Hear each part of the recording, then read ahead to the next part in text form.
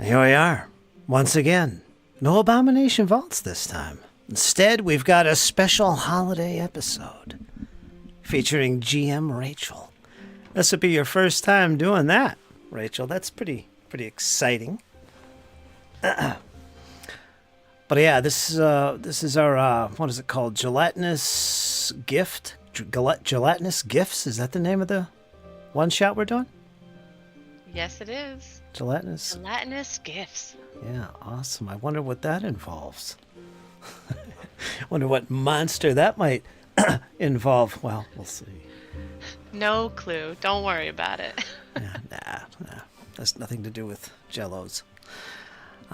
Yeah, we've got some of our returning players here. We've got Eric. Haven't seen Eric in quite a while. He's going to be making a reappearance with a new character tonight. I believe it's a dwarf. We'll see. He'll fill us in. Of course, I'm going to be playing tonight Jiril, the iconic swashbuckler. We've got Karma, and we've got Kyle. So we've got a good 4-player group here to do this one shot. It's for level 6 characters.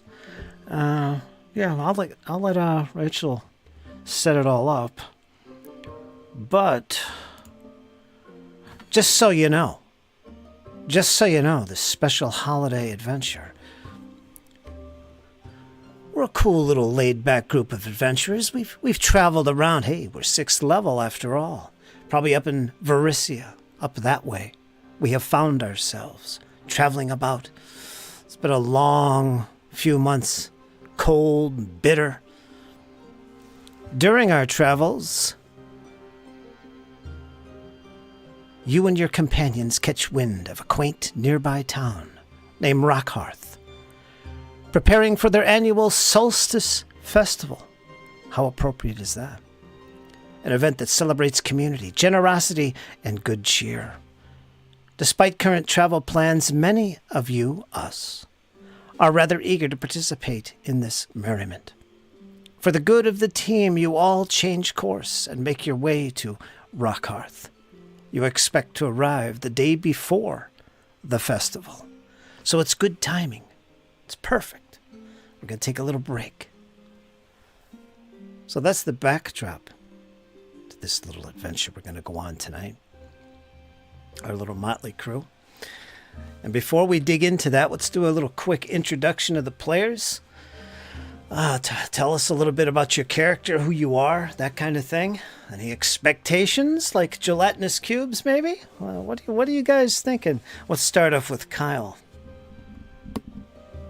Hello, guys. I'm Kyle. I will be playing Edard Rush, kineticist. He's a well-traveled individual. Had a long road. Normally wears pretty decently fine clothes. Has an eye for the craftsmanship. Maybe we might get into that here a little bit later. But yeah. As far as expectations, kind of want to put this kineticist through its paces, see what it does, and yeah, have some fun with the fam. Yeah, something new. Thanks, Kyle. And we've got Eric. I haven't seen him in a while, our friend up in Canada. Introduce yourself, Eric. What's going on, my friend? I'm Eric. I'm from Montreal, and I will be playing Torflin Orhide. Torflin's an adventurer because his cousin, unable to pay a blood debt of some kind, was forced into servitude to another dwarf lord. But when they were children, this cousin of Torflin had saved Torflin's life. And so now Torflin is an adventurer to make as much gold and money as possible to buy out his cousin's debt and gain his freedom again. Awesome. Playing a fighter. Don't normally play fighters in any other game system, but the fighter looked great in PF2, and so I wanted to give it a try. Also looking forward to being in a game GM'd by Reiychelle. Yeah, me too. Seeing how her style is. And yeah, looking forward to that. Awesome. Thanks for that, Eric. And we got Kyra. Kyra, otherwise known as Karma. Hello. Hi. It does sound a little similar, actually. I'm playing Kyra tonight, a cleric of Saren Ray.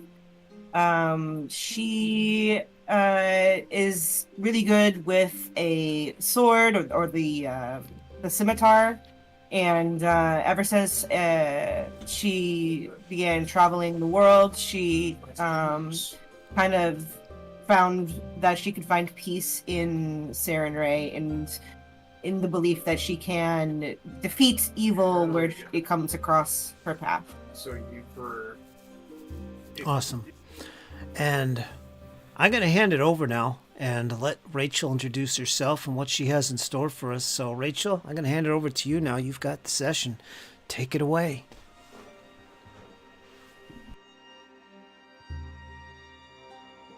I was No pressure. No pressure. I just want to double check. I was preoccupied getting something ready and writing down pronunciations of your character names. Did you introduce your character? Oh, me? I'm Yeah, playing you. too? Really? That's Yeah, right. I yeah. totally forgot. All right. I kind of mentioned just- her, but I didn't introduce it. Yeah, let me do Tell that. us a little bit about your character. Yeah. I'm, of course, Fritz. I'm the guy that hosts all these sessions here in the GM's Alcove channel. And it's a nice break from it all. I get to be a player. I'm excited about that. And I'm going to be playing Gelatinous, which is a half-elf swashbuckler, the iconic swashbuckler. And I haven't really changed anything about her, so that's a fun little experiment. I get to dig into a character with a full backstory here. And it's pretty well designed. It's cool. I'm looking forward to it. She's good with the rapier, the buckler, the mangouche, and what else has she got? She's good with the cape or a cloak too. Yeah, she don't need no little sidearm. She'll just wrap her arm up in that cloak and she's good to go. But yeah, she'll be Very interesting. versatile. Yeah, good with Yeah. acrobatics and jumping around, all that good stuff. Yeah, I'm looking And she forward has handy dandy rope. to it. Yes, she does. I How lucked much out on rope that does one. she have? It's about 100 feet. All right. All right. So, Probably 50. probably 50. Yeah. So before getting into this, I'd like to just say thank you. Thank you, Fritz, for letting me invade your little foundry and your Discord for tonight. Thank you, Eric, Karma, Kyle, and of course Fritz for agreeing to be players and playing through this adventure. As you're aware, it originally came to me as a D&D 5e adventure, and I'm trying to translate it and make sure that it is in fact not too easy, but also not too hard. So if you want more of a challenge after the first 2 fights, let me know. I can make it harder. Yeah, so the adventure hook was given you guys from your backstories. It sounds like you all desperately need that break. I thought maybe you want to enjoy a corn dog or something fun and festive, but no, it sounds like you all are going through quite a bit and you need that distraction. Your feet are cold. This is set in a very snow-ridden town, and you want something to warm your feet, you warm your stomachs, and of course warm your souls. All right, so double check that you all received that 1 hero point to start. Did. Excellent. Now we are going to go into this little bit with theater of the mind, because as the sun sets, you make your way to the small town of Rockhearth. Small clusters of homes are dusted with snow. A horse-drawn carriage passes slowly in front of you, accompanied by jingling bells. However, along the streets, townsfolk with sullen expressions are removing festive decorations of snowflakes and other baubles. You even spot a snowman with a frown drawn onto its face. A dark mood has settled on the once peaceful community. Your attention is drawn to a commotion of raised voices in the town center. A man in priestly robes struggles to speak over them. Please! Striking back at the slimes will not fix this. So in your short travels on towards the town of Rockhearth, you've been hearing not just rumors, but like cheer of this wonderful Winter Solstice Festival. It's gotten great reviews. People themselves were like, oh, I plan to go tomorrow and take my horse, make my way over. It sounds like a pleasant time. So it is clear that this troubling news of people removing decorations hasn't reached outlying villages and towns. But as you've made your way and you see this man in priestly robes, what do? There is a bit of a crowd, almost mob-like, by the priest. Does it look like he might be in danger? Not necessarily. The mob is just kind of gathering, and he's kind of pacing around this mob, trying to like verbally convince them. What are you? Nothing you're going to do is going to fix this. We have to think clearly. Stop. Violence is not the answer. Sometimes. With the build of this priest, you can tell he's never lifted a sword in his life. Let alone a sword-shaped paper letter opener. Is there anybody hanging around like hanging back from the crowd that I could approach possibly? Oh yeah, the whole town is filled with people. As you've come in, there's like one or two townsfolk that are slowly putting decorations away. Okay. Other than their solemn expressions, they do seem fairly approachable. Okay. I'll approach a lady kind of off to the side of the crowd, and I'll kind of approach her then.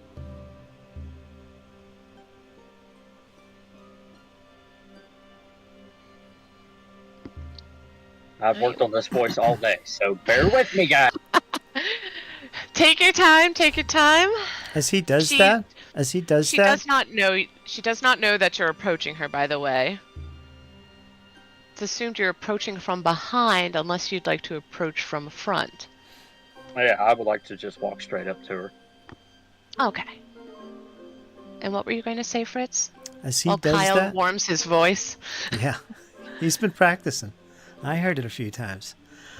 Nice. But I'll wander away from the group a little bit towards this mob and this interaction that's going on. Kind of, if there's a pole, I'll lean up against it and fold my arms, and I'll take in an interest in what's happening and what's being said. Just being very observant. Of course. You lean against this pole. It has a bright, colorful garland wrapped around it. Ooh. Very cold, actually. When you first lean back, you jolt forward because you weren't expecting it to be so cold. You hear from the crowd just kind of like banter of some people. It's a mob is just a bunch of people screaming different things all at once. But give me a perception. And then a D4. And while you do that... Is this blind? Make all rolls public. Okay.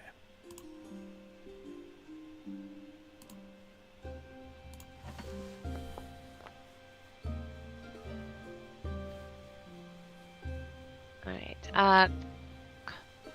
Kyle, did you want to interact with the woman gently Yeah. placing decorations away back into a crate. Yeah. Edward will kind of approach her. Um, he doesn't really wear anything that would be normally out of place. Looks like just a simple, kind of not really fancy clothing, but not cheap clothing either. And he will approach this female individual and kind of slightly bow to her and wait to see what her reaction is at that before he speaks to her. So when you've approached her, she's on her knees, actually, much like a gardener does. So she's taking some things off the ground and placing them in the crate, not so much bending over. She gets up one leg, one little bit at a time. She uses the crate to straighten herself up. And immediately she's just looking at you like, oh, what are you doing? What are you doing? The festival's canceled. Go. I don't have time for this. So she seems sad and a bit flustered. Okay, but he would still bow to her. Good evening, my lady. He will gently kind of offer to take her hand. What seems to be ailing this charming little town of yours? Charming. Have you seen the state of it lately? No, I've only actually ever seen you. Oh, Prettier than a well. water lily you are. She kind of blushes, but just shakes it off and just... I'm old enough to be your mother. Stop that. But in all seriousness, it's a shame what's happened to this town. We were all set and ready for this festival. I'm sure that's why you're here. That's why anybody comes this time of year. The rest of it is just a mere random passerby here for a bit of alchemy potions or visiting the small temple we have. Oh, indeed, I have come here, my lady. Is there anything in particular that you can tell a wary stranger about what is happening? Overheard your priestly fellow talk about some sort of blog? What is it that you can tell me? I did come with a band of friends. Might be able to help. Like a fresh baked pie. Well, she said, you must really be out of town if you're asking me these questions. It is very commonplace knowledge. We here in Rockhearth, we celebrate and cherish the slimes in the surrounding woods, forest, fields. They've brought us so much joy, happiness. But lately, they've been nothing but a menace. And how so, my lady? Oh, well, there's been stories of them destroying property, scuffling with townsfolk. We've never had issues like this before. It's truly a heartbreaking turn of events. We've lived in peace with slimes and very gelatinous creatures for decades. Our farmers completely depend upon the life cycle of slimes. And that's what we've celebrated for decades. This is everything that our festival is truly about. Is celebrating another year with these slimes in harmony. Is there anyone in particular that might be able to tell us a little bit more about what particular slimes are causing trouble?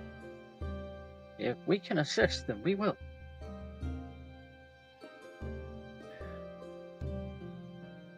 Well, nobody truly watches over the slimes. We keep to ourselves and just kind of, as I mentioned, live in harmony with them.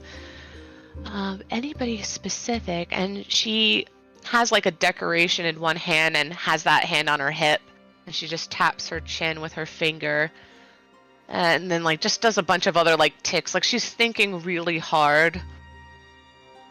And she's like, "Oh, uh, I don't know how much help he'll actually be, but the town alchemist. He's always asking questions about slimes, looking into nearby caves for whatever reason. If anybody was to know something, perhaps they would. Or even that crazy priest that's been yelling at everybody. He's in such a rush to give a defense to these slimes, but they've been unruly.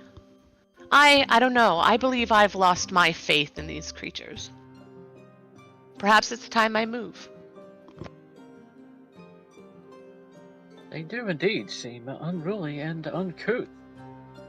But I thank you for your time, my lady. And he will once again kind of formally bow to her and back away from her with this newfound information. Yeah, she like angrily, the little decoration she had in her hand, she angrily throws it in the crate and kicks it. It's like you almost like riled her up, and then she joins the mob. All right. Now back at the little flagpole where Drill is leaning again. Give me a D4 as well, please.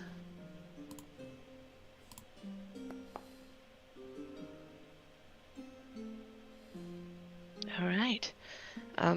You overhear two men talking, almost not casually, but they're just kind of feeding off of each other, building cases of why slimes are the worst and you don't need them anymore.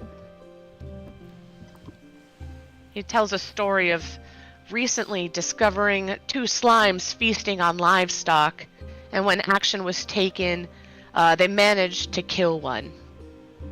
But not before it completely devastated his livestock, disintegrating them. So I overhear this? Yes, you do. I'll walk towards him. I say, Here, what is this you say about slimes? Is this village under attack from slimes? And what is going on?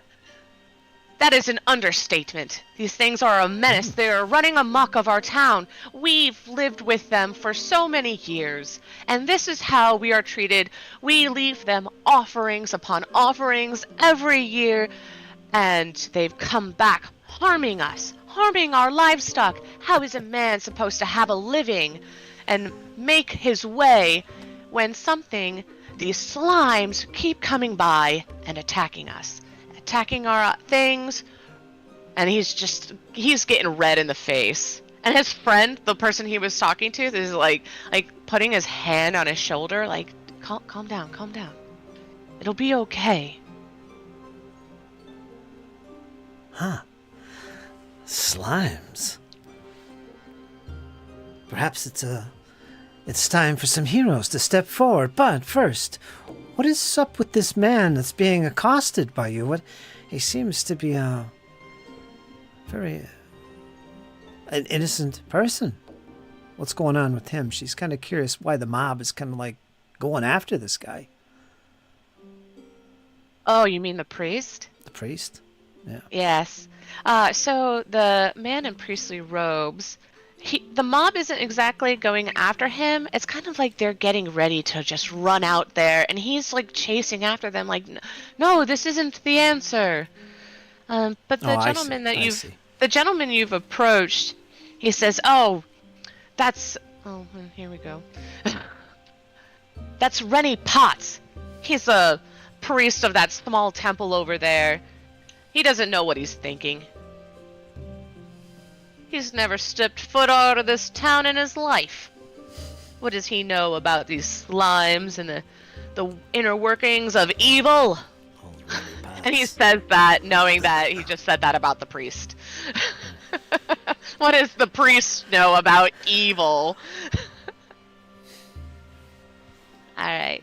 So, is there anything that Torfolin and Kyra want to do or investigate at this time? You see your other two companions or party members kind of split off in different directions.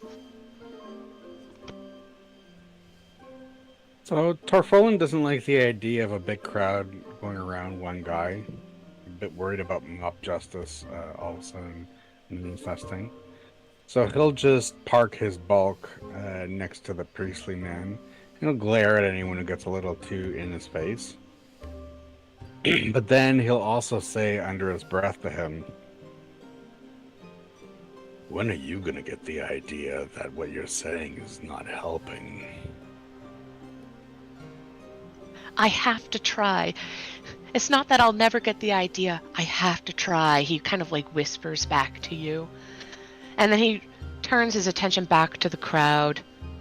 And then takes like a double glance, and like it's almost like he had the realization that somebody wasn't like, "Hey, let's kill the slimes." It was like it's somebody he had an actual conversation, although brief. And he's like, wait, who are you? The name's Torfolin. You could What say I'm a hammer for hire. What's going on here? You've basically You just say- said music to my ears. No one's ever accused me of being able to hold a note before. Well, today is the day I might have proven them wrong or you've proven them wrong. Because I am in need of help, and it doesn't look like anybody here will provide it. I can't say that I'll be able to pay much, but if you were to solve something or hear me further, I'm sure this town would be ever more than grateful. I don't think they realize exactly what's going on. But you do? More than they know. And he says that in a very, very low whisper that like just kind of crawls into your ear and then disappears. Well, I don't normally take part in conversation with people who say things like, "Won't be able to pay you much." But you've piqued my curiosity, holy man. Why don't you tell me what's ailing the town and why you have the answers where everyone else doesn't? I can't tell you without showing you. Please, leave this mob, or what they might be calling themselves as a mob. I think we best talk this over at my temple. Leave them be. So he's completely abandoned this mob now that he's found somebody willing to listen. And he makes haste to the temple. And kind of gives you rough directions, and he kind of like points over yonder. He says, meet me there in 15 minutes. All right. So I look around for the rest of them and try to inform them of the conversation I had with them. Okay. First, I want to see if Kyra had anything going on, what she want to do. I was gonna talk to the priest, so maybe I just follow Torfolin. All right. Give me a perception roll. Who are you talking to? Sorry, Karma.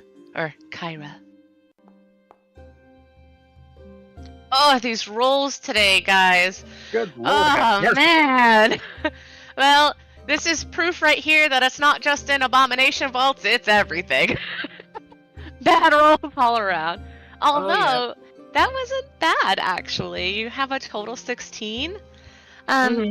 So you are listening in on the conversation. You're not totally in it. It looks like Torfolin just kind of made his own way, leaving you just a little bit behind. But as you stand behind, you do overhear the conversation he's having with the priest. But you also overhear a conversation of two women having in the crowd, the mob crowd itself. And the women's they're screaming about in this very high-pitched voice. We've never been so overrun. I saw Jonathan Weathers run from the outhouses in a most undecent way, but right behind him was even more shocking to see a slime oozing right out of the same outhouse. The guard stepped in and, well, that was that. I draw the line at something sliming right out of the outhouses. How unsanitary! Okay. She'll kind of cringe at that. Just as she's, listening to the other conversation. There's definitely a reaction. There's an added, we need to do something now.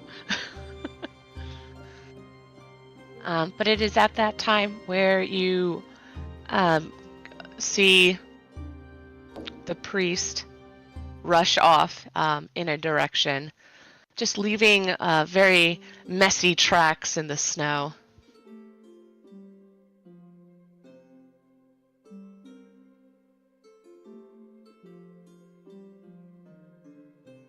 I'll follow him to the temple.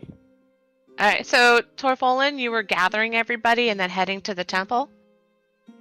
That's the idea. All right. Eddard, do you reveal to everybody what you've heard?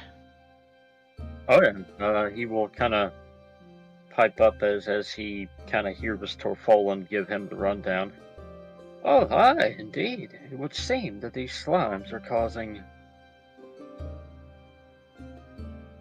much distress amongst the town people. They've threatened to cancel the holiday. They appear to be running amok. They used to live in peace with these creatures, and now peace is no longer attainable. Or at least that is what a briny old lady told me. Seems we might have a bit of a work for our rest here. I'm so looking forward to a party. So was I. So much for rest. But it looks like we have some excitement to partake in. Fending off some slimes. Saving the village. Could be quite fun, actually. Only you would find that fun, my dear Reiychelle. Oh, for sure. And, yeah, I guess we'll all gather up and follow the dwarf with the priest, right? See what's going on, see if we can make some coin. Get the details.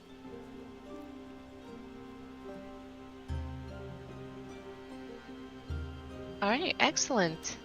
As you begin to make your way towards the small temple, Kyra, you begin to see a sprinkling of very different religious totems, things celebrating agriculture specifically. And when you get to the temple, it's kind of, we'll say, slightly on a hill, so you can see the mob that had formed. As dense as it was, it has dispersed. It appears that they may have gotten tired or very just unorganized, as most mobs are. What do you do when you approach the door?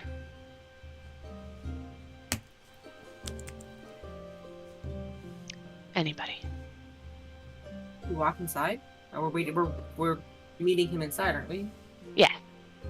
I'll walk inside. I'm comfortable in a places like these, so I'll just walk inside. So Gelatinous is very laid back and casual about the whole thing. She's got reaches into her pocket where she pulls out some little, you don't know exactly what it is, but she's always eating it. Being very chill and swaggering forward in behind Kyra into the temple. Ard will follow behind Reiychelle, kind of just primming himself up a little bit. He wants to always look his best, so he's kind of dusting off some snow from his overcoat as he heads inside. Yep. And Torflin will bring up the rear. All right, in this double door, Kyra, you go on in. This is like a second home. It doesn't matter where it is. It's very familiar territory for you. And past the few pews that are in there, you can see at the altar stands Rennie Potts, which is what Charfolin or somebody was introduced him as, whether it was overheard, but I forget if he introduced himself. But he looks a little nervous, and he waves you over. He, of course, recognizes Torfolin because that's who he interacted with, but he's just kind of like shrugging, like, whatever, all of you come down.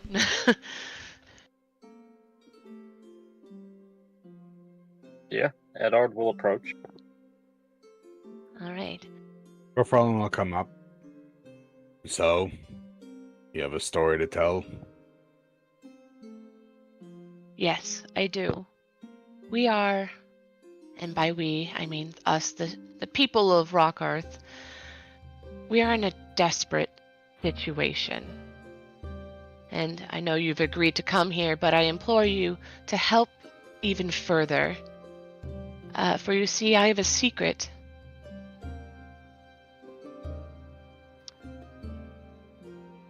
Come. So he's being very secretive, and he ushers you all to a small back room, and he says, I'm hoping you can help and keep this bit secret, he says as he opens up a wooden crate. Inside, you see a small, slimy cube creature that, despite the absence of a face, seems to be happily munching on holiday cookies. And the priest says, "This is Cubert." He sighs. He says, or at least that's what I've been calling him. So Potts then continues to explain how he fears for his life, especially after seeing that angry mob. If the townsfolk were to discover that I've been secretly sheltering a slime here in town, at our temple, our holy place, I don't know what they would do. And he admits further that I fear that the presence of Cubert is the source of all this trouble. And if they were to kill him, if that mob had formed, and if they come storming at these doors, if they find out and they kill Cubert, there would be a disastrous outcome. Which is? Everybody give me a recall knowledge, nature. Maybe you already know.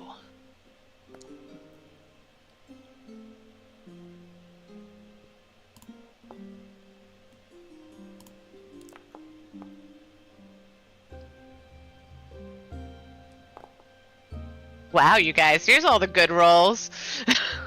About time. Yeah. I've waited all week for this. So, unfortunately, this will be news for Drill. Everybody else, you kind of seeing this little small, almost like gooey cube. Some memory springs of something you've read, a story you've heard, perhaps. But you think possibly, and it's like one of those things that as the priest is saying it, you're like, oh yeah, I remember. But he has researched this since since he first found Cubert. And he's made some assumptions, but he thinks that there's the existence of a slime mother is nearby. He says it explains why our fields are so lush and all these farmers are so prosperous. I think that this slime mother is nearby, and that Cubert is a piece of this mother, the heir, the next slime mother to be. And you have him stuffed in a wooden crate. You, my good priestly sir, are a damn fool. I do it out of fear. What would happen to them? They'd surely slay it. This is but a small little piece of a larger slime. He could easily perish under a pitchfork. But he believes that there is the existence of the slime mother somewhere, and wherever it's located, that's where Cubert came from.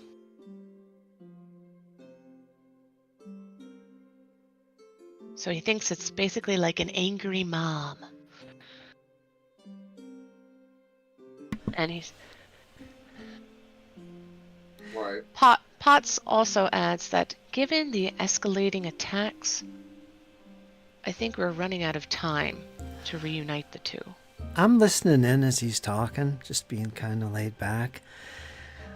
Can I kind of sense motive on him? Is there any kind of cues that he's not being totally on the up and up about this? Yeah, roll perception. Can I inspect the gelatinous cube in the box? You may. And please describe to me how you are examining the cube. He's gonna poke it. With a stick. With a what? I'm gonna All right. poke it with a stick. 2d6 damage. All right. Drill, you have no reason to believe that he isn't telling you the truth. The honest truth. You believe that he did just stumble upon Cubert? That this is still fairly new for him? You think that he's done as, much due diligence He's an honest fellow. in his power? Gotcha.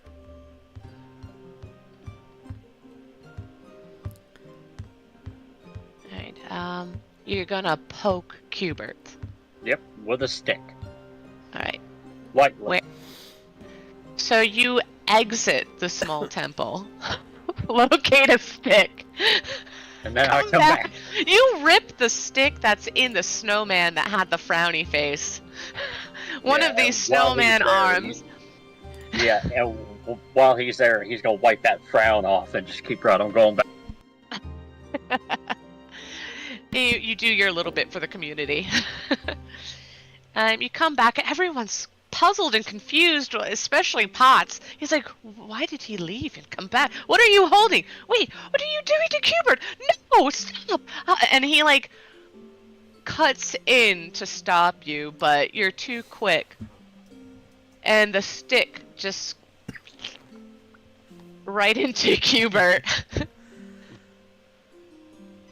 It doesn't seem to notice. It's just kind of happily eating the little cookie that was inside the crate. And once the cookie is just completely engulfed and just dissolved into crumbs inside its body, it's kind of slightly moving around each corner of the box. And it's leaving behind this very thin trail of ooze. And it's just as if it's looking for something.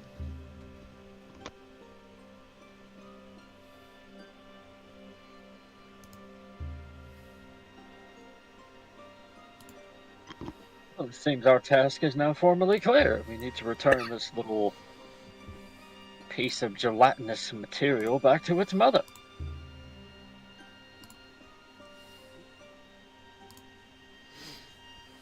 Is Kyra gonna do anything in the temple?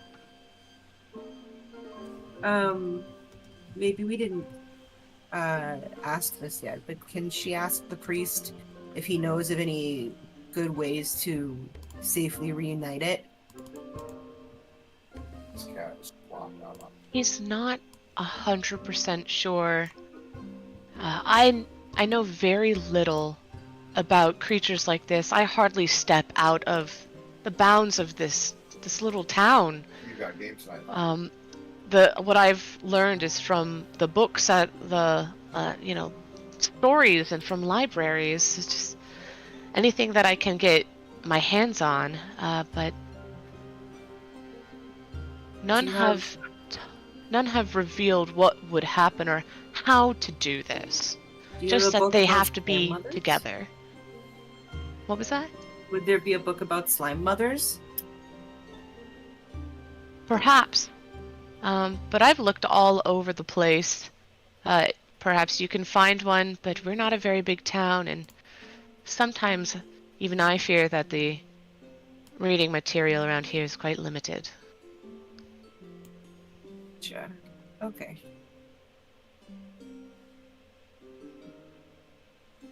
How about you, Torfolin? So I ask him,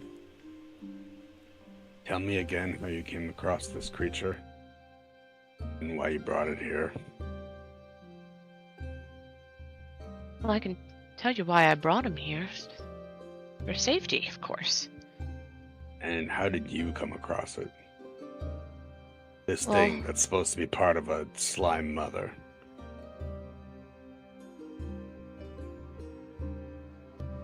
Well, I was minding my own business, preparing for the festival, of course, and as I was filling a basket of treats for offerings and the like, I turned over the loaf, a little tiny loaf of bread to add more cookies, and there he was in all his little blue glory, just there.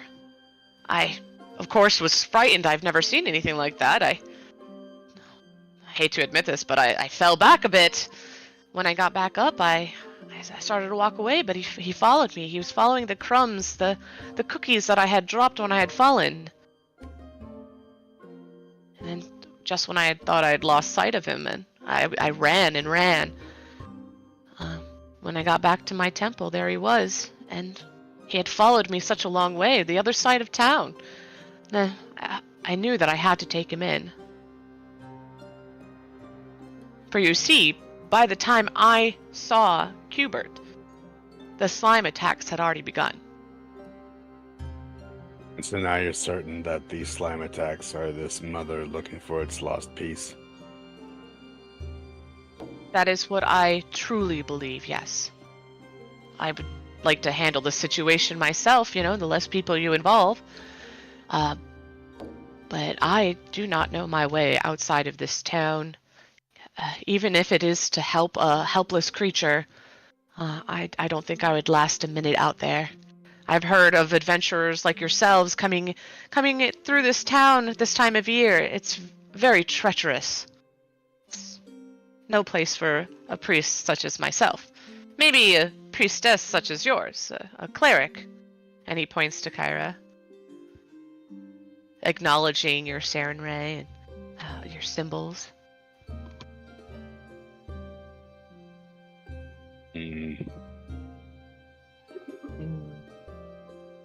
Alright. Where do these slimes normally congregate? Best place to find a slime mother. I'm not sure. He's not sure. Right. But he says maybe ask around. There are people in town that have been all over the place. He says his books have said that they live deep underground. And he says, from what I've heard around town, that jibes with the plentifulness of resources in the area.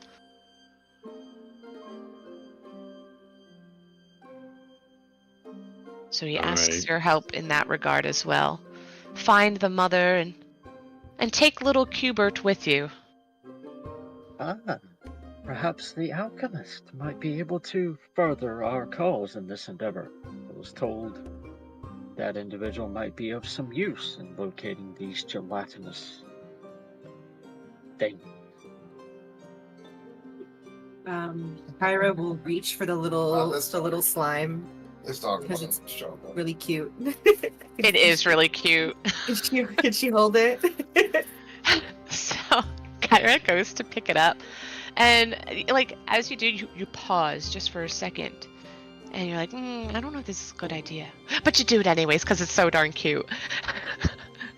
And just when you think you have a grasp on him, he slips out of your hands. He's just slipping all over the place, and you can't grab him. And then that's when Pot says, yeah, I've had that same problem too. The little bugger just won't stay still. That's another reason why he's in the box and rather than in my hands. So I guess we're carrying a box around. He says, oh, you don't have to carry a box. And he gives Kyra a cookie. A little cookie. Oh. And Qbert, even though he does not have eyes, it like goes in the box. It goes to your side, like where you're standing in the box, and it goes to that corner. I'm supposed to say a very powerful weapon. As if like trying to get to you. Can I give it like a piece of the cookie? Yes. Like, No, she'll offer a piece of the cookie out on her hand, like on her palm, like flat. at least the role playing part of the game. All right. But then in werewolf form, he does werewolf things. So when you give him this cookie, Um, both but when I was making it, anybody here who's a spellcaster, which I would assume is Eddard and Kyra. Nope, not a spellcaster. What? Everything I knew was a lie. Nope, kineticists don't cast spells. Oh, I'll have to look Yeah, into that more. So really, I guess Kyra is the only one who feels it, but there's like this magical, like something is emanating from Qbert when you fed him this piece of cookie. Yeah. And it's very positive. I don't know if it works this way, but if that's the case, can I use detect magic on it? I think I have that. Yeah. So in this case, when you do detect magic, I'll reveal what's magic. happening. Not just like the little bits, but like the actual what the heck just happened. I can't do it. No, you can't? I can't. I have dispel magic, not detect magic. No. Okay. Well. Yeah, I was sad. All right. So you have no clue. But if you want, you can give me a recall knowledge on any of the 4 pieces of magic. Okay. So either arcana, nature, occultism, or Religion? Religion, yes. The one that you're probably really good at. That one? Oh, awesome. Holy moly. Good roll. All right, so I'll reveal that to you anyways, because wow, that was definitely a success. So when you fed him the sugar cookie, although you don't have detect magic, you definitely know the signs of when something's up. Essentially, you feel more, I don't know, I guess pumped, vigorous. And when you gave him the sugar cookie, he emitted a magical aura that essentially meta buffs you guys. Oh. So it's like this. It's like this magical aura that's getting passed on to you as a result of feeding him this treat. Well, that's great. Do we know what that effect is, or just we know that is something is happening? I will reveal to you what it was, because this may be important later, other than in combat. So when you fed him the sugar cookie, you all feel empowered, and you get a +1 to attack and damage rolls. Wow. Yeah, baby. Bet you it takes an action to feed Qbert. You betcha! I knew it! Okay. Well, then I will keep it fed, keep it following us. Well, we're going to bring it with us to the alchemist? Yes. So, what you felt was very small. You feel that you have to feed him the whole cookie to get the effect. We're gonna need a lot of cookies. So, we get more cookies. Potts, hands you guys a basket. He says, he never realized the effect that this has on Cubert, but he says these things make Cubert happy. Perhaps they'll help you on your journeys, and he gives you all a bunch of treats. Who would like to be the owner of the treats? Or would you prefer that they split off? Okay. So there's 6 treats in total. He gives you 1 of each. I'm going to give Kyra the sugar cookie, of course. I also literally made items for this, so Wow. I had to find in Foundry items that look close enough. So those are not 2 loaves of bread. Those are sugar cookies. I put it in your backpack. And you'll just have to remember or make a note of what they do. I have the table easily referenced here on my side, but it's not written in the items. This way you don't know automatically what it does. You'll have to look into it or feed it and hope it does something that you want to happen. So the other things are a candy cane, a gingerbread man, a candy apple, spiced jerky, and sugar plums. I'll eat that. Eat it myself. I'll take the candy cane. All right. I'll take the sugar plum. So there's a gingerbread house? Yeah, gingerbread man. I'll take the gingerbread man. A whole damn house. If I can catch him. Do I already have a sugar cookie? You do. Okay. So double check that I added it to your backpack and that it's there, and that you've refreshed your character sheet if you use that. And I need to add the gingerbread man. Alright, so the gingerbread man is literally in the shape of a priest. Oh my! Oh my! That's a holiday there. So there is still spiced jerky and a candy apple. Oh hell, just give me the candy apple. Okay. Alright, and who wants the jerky? I'll take it. Alright. Jerky. So I got jerky and a candy cane. That's a terrible mix. It is. It is. Oh my! Is this peppermint flavored meat? It will be. Oh. I'll put them in the same pocket. My backpack. All right. Yeah, I'll stuff them in there. No problem. Who had the candy apple? I did. You did. Okay. Alright, so you know what the sugar cookie does, and you can only guess about the other sweet and savory treats. Spiced jerky. What is it? A little bowl? Looks like chili. Yeah. That's what I could find. Everything else looked like fish or something. And the sugar plum actually looks like an apricot. The only thing that looks okay is probably the candy apple. Yep. Yeah. It's literally an apple. So these are treats for the little cubert, right? Yep. Technically, you guys can consume them, but Kyra, you feel that they're just these are normal items that if you want, you can eat a candy apple, but that's all it will do for you. I feel Cubert is a special little cube. Okay.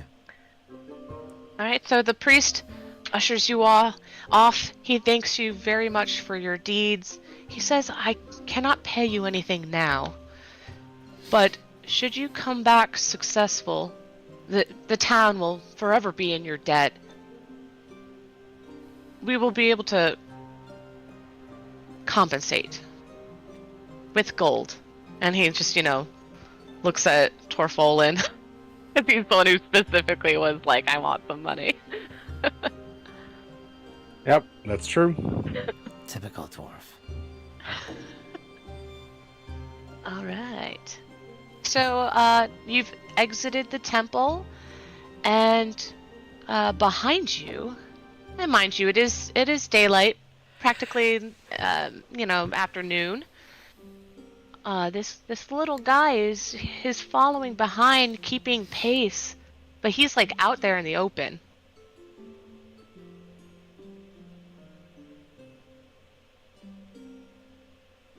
Perhaps put him up in a backpack. Perhaps it might conceal him from the townspeople. This is the cube we're talking about? This is the cube. I thought he was in a box. If you want to carry, yeah, it's not like a small box. It's like a crate. Oh. Wow. He didn't trap the guy How in big some is place he? he couldn't move. How big is this? He's small, I believe. Let me double check. That is not tiny. But he's small. But he's in a So it's giant like box. It's like a crate. I get it. You want to drag that around? It's snow. Like an aquarium or something. Yeah.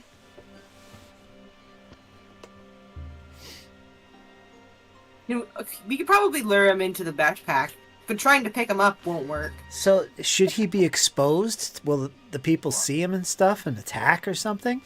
That's the problem, yeah. This is Yeah, what we're having right now. Yeah. In fact. Well, is there a lid on the box? There is, yeah. And Oh, Jarell, you jeez. saw that mob, and the way that Potts was concerned, you think that, yeah, he's definitely right. You do not want people to find out about Qbert. Yeah, well, we gotta keep him in the box or somehow disguise him. You also think that by putting him in your backpack, he will soil everything inside. Of course. Of course he would. Can I put my hat on him, maybe? The hat just like sinks into his cube Oh, no. floor. You try to fish it out real quick before it's lost forever. How about my hat. a sack? A large sack? Can we get a large sack? Might be a little Yeah, but easier to wouldn't he- carry. Right through it? Yeah, it would look like you're carrying around a wet sack. Oh. Hmm. And you don't know for certain if it will freeze given the temperature. Oh, jeez. You got any spells, Karma? Spells. Give the cube flight. I want to see this happen. I don't have anything like that. Oh no. Yeah.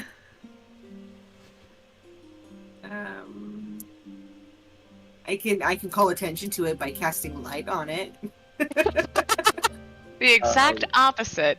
I like Sure. where you're going with it. See, maybe if he's so noticeable, he will be unnoticeable. People Yeah, won't I want to don't- look at it. I don't think that's going to work. But you said there was people putting like these decorations down. Is there a smaller box we could grab? Oh yeah, absolutely. No, this is cram his ass in a smaller box. Then. All right, if you take one, roll thievery, please.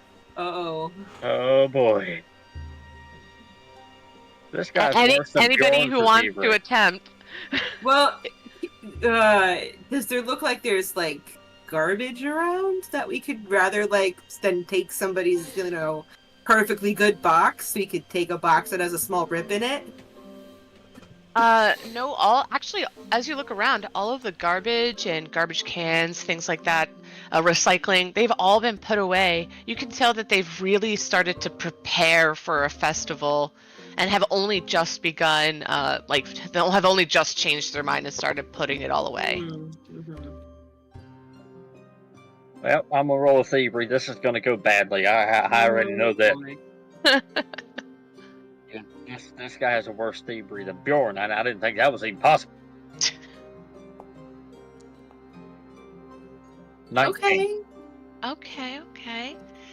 That is piss poor. I'm gonna tell you that right now. You locate a box that would be perfect for Qbert.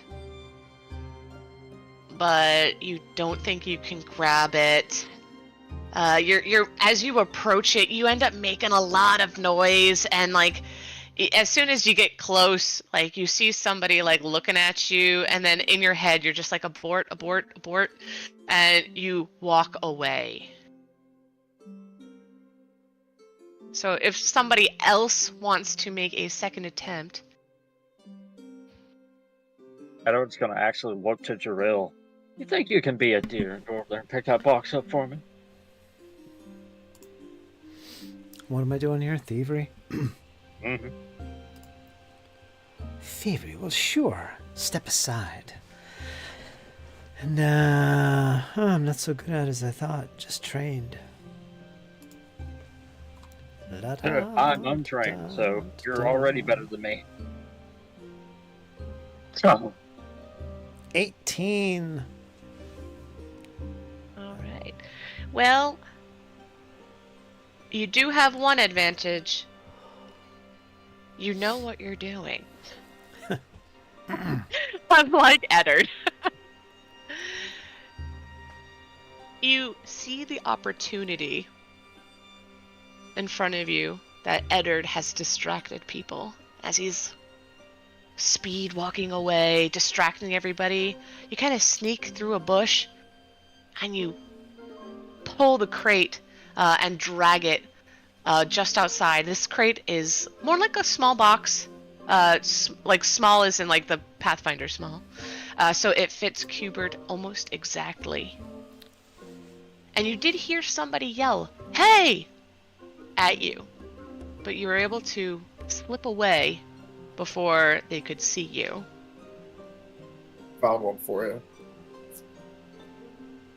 So you've acquired a box.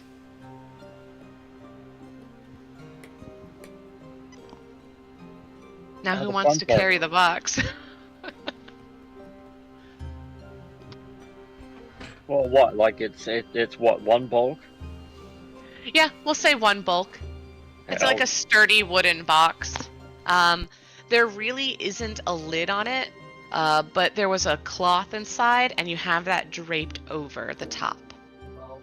Hell, just give it to me. I got 5 bulk to play with. Our little family. Alright, so this isn't just something you throw in your backpack. You are holding it with one hand. Roger that.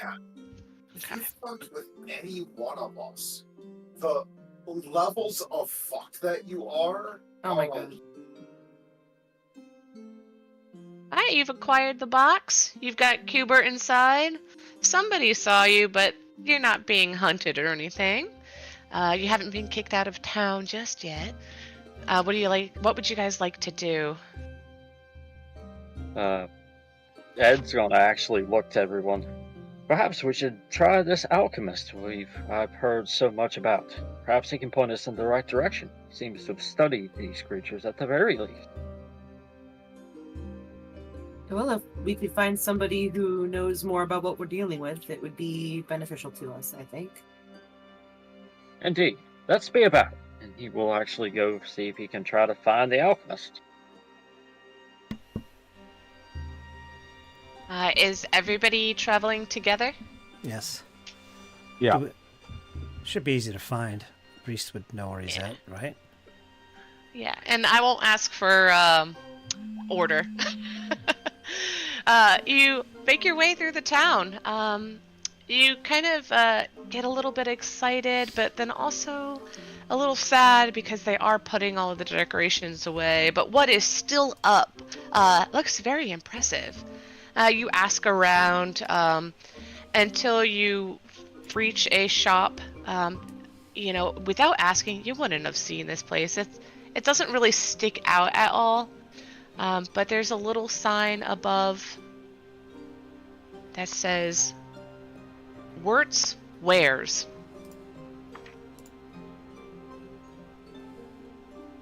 And you step inside.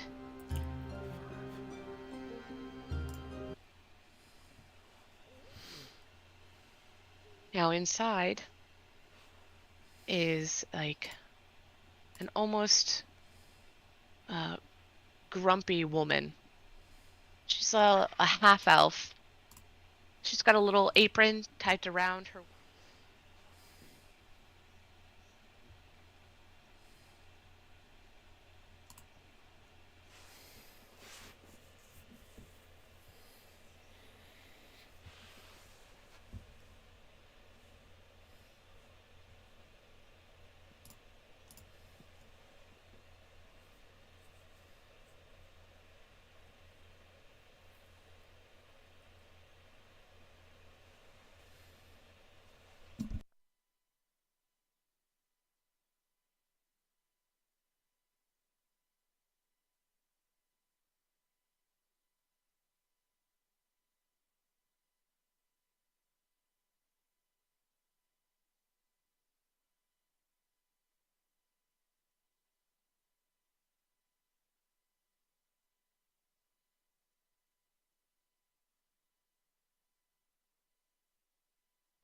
The owner is the shop is called Wirt's Wares, and the alchemist named is Wirt.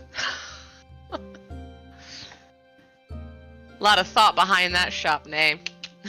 Indeed, it's quite catchy. I can't make this up. All right. Hearing your calls, the halfling woman that was managing the stock jolts her head up, looks at the door, and sees all of you shuffle inside.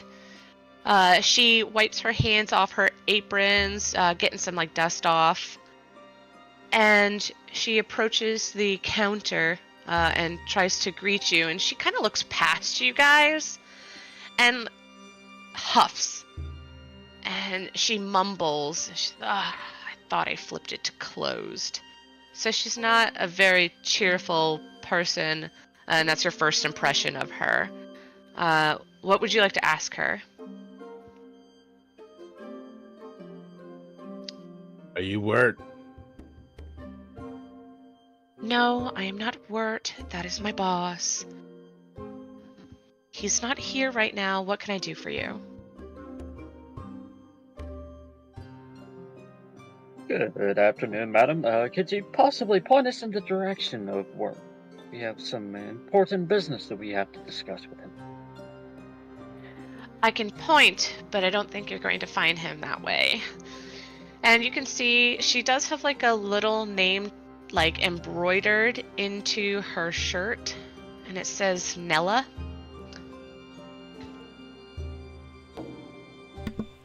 If you're trying to find my employer, he's run off to those whatever caverns, the Radiant Caverns. They're outside of town. I don't know. They're over there. She says it's very disinterested. Or they're called the Radiant Caverns? Yeah. I've heard him talk about it so many times. Yeah, that sounds about right. I'm pretty sure I'm right. And if you see him, tell him not to just abandon at the busiest time of the year. I'm not prepared for a rush. Although, this is probably the best thing that could have happened, that everything was canceled. But now, we have overstock. So she's literally complaining to you guys about work. Are you here by yourself? Yes, it's just Wirt and I. He said he'd take me on as an apprentice, but here I am, just restocking shelves. If you do see him and you share my complaints, just be careful. He really hasn't been himself lately. I can't completely blame him, but that's what you get when you drink your own potions. So don't test things on yourself.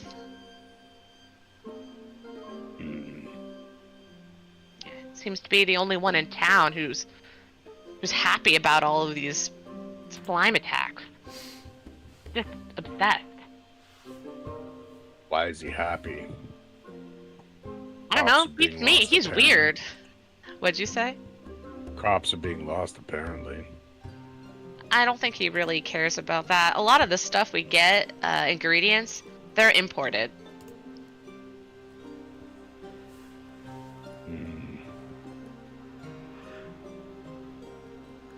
Do we know where the Radiant Caves are?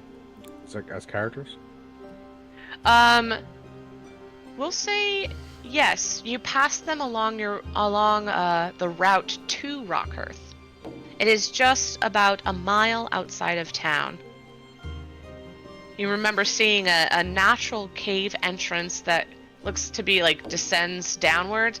You were tempted to go investigate it yourselves. But you changed your mind because it was going to set you back, because you never know what's down these caves, right? So you just instead made your way to town. Supposed to be taking a break. So much for the holidays. Maybe once we save the town, they will be able to finally throw on a festive feast for us.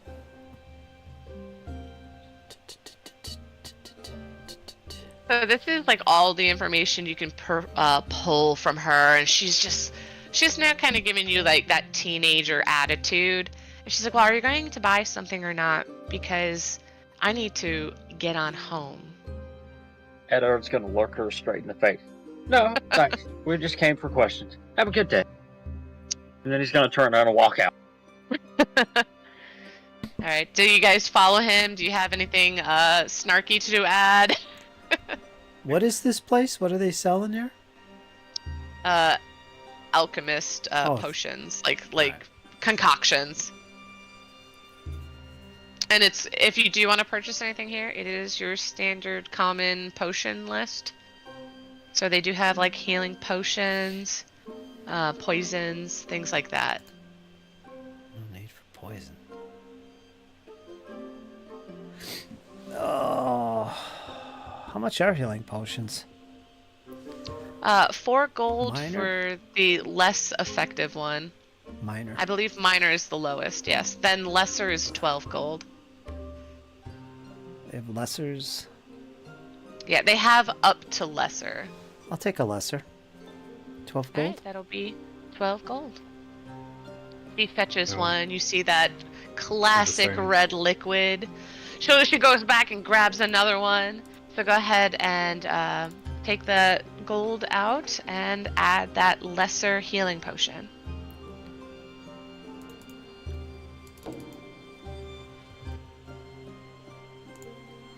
Alright, after your purchases, the Oops. door slams shut, and you see the... What was that? Sorry. No, you want to get something? Or do you have something to ask? No, I wanted to tip her a silver. Oh, Just be like, she understands the working class. Yeah.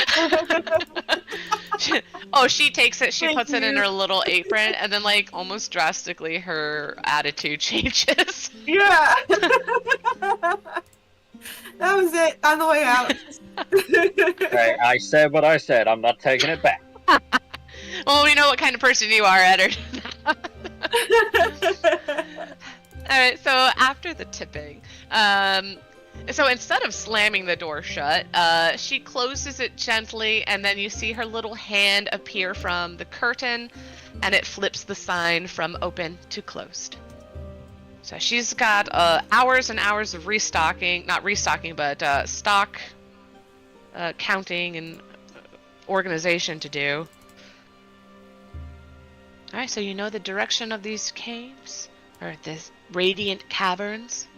We still must find this alchemist to know more, then? No other way we can learn more about slimes in town? Slime. Probably these Sounds like guys. Okay. What a strange town. Befriending slimes. It is strange. Feeding them cookies and making them pets. It's rather cute, though. you have to Strange admit. indeed. Hyra's just like, how do I get me one of these?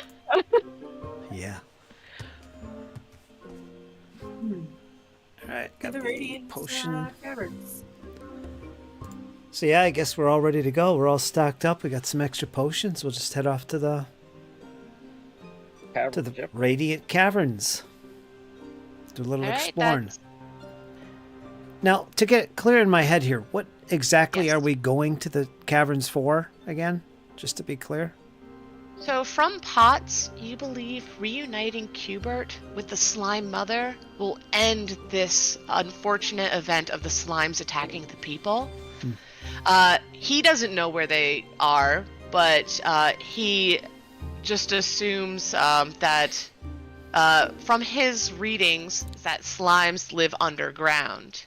Yeah. And then the alchemist's assistant had told you guys that the person who's supposed to help you, the alchemist, he's in the caverns right now. Like he's that away. What is he doing in the caverns? Any idea? Nobody asked. She actually, even if you did, she didn't know. She wouldn't know. she's more upset that he ran off. She did say that he was acting erratic. And didn't Kyle's conversation earlier with the lady say something along the lines of the alchemist knowing a lot about slimes? Yeah. The alchemist was supposed to be like researching the slimes, or was kind of the aficionado of it. So Yes. Alright, off so to the cavern. Whee! New map. New map. I see people on the map. Yes. Oh, this is about to get real. Who are these Yeah. jabronis? What's this about? What do you mean? They look really friendly. Kinetic gate activating. Alright, I did want to change the music as we are in a different location. Do, do, do, do. Hopefully this one sounds alright. Sounds good. Sounds like an encounter. Kinda does, yeah. Well, take this however you would like.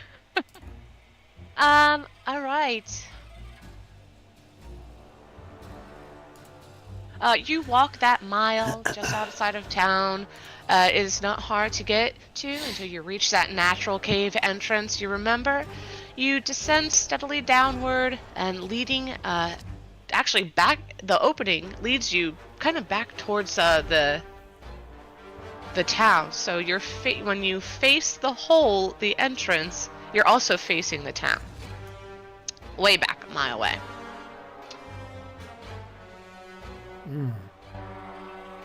And when you descend, you can make out 3 figures sitting on bedrolls in a dimly lit cave. They are muttering to themselves. And then as soon as they see you enter, it's almost like it happens all at once. They see you and they rise to their feet. And they kind of just glare at you warily. What do you guys do? Swaggering forward, kind of taking the lead. Usually I'm in the back with Karma or Kyra, sticking with her. But I see these strange fellows forward. You said they're laying down. Are they asleep or? No, they're sitting. Oh, they're sitting. I'll swagger forward nonchalantly. And, here you. What are you doing here in this dark place? Strangers? Not sure what to say, but yeah, that's what she does. Edward's gonna gently set the box on the ground, kind of scoot it away from him. You kind of do this without them noticing. They're very concentrated on Jarrell, and actually, yeah, they had stood up actually once you arrived in, and they kind of look at you guys puzzled, and he's why? They're holding some items like a drink or two, and they're like, "Oh, we're here for some hunting." And then the other one chuckles. Hunting? Let me guess. You're hunting slimes, perhaps? Hey, how'd you know? Yeah. Give me a perception check, Drill.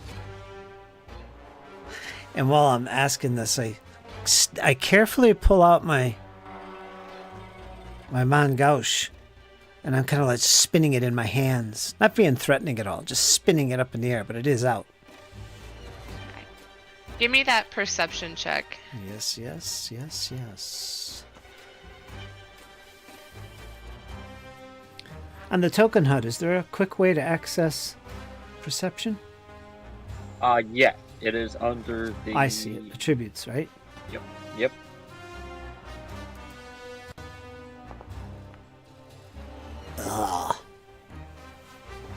18.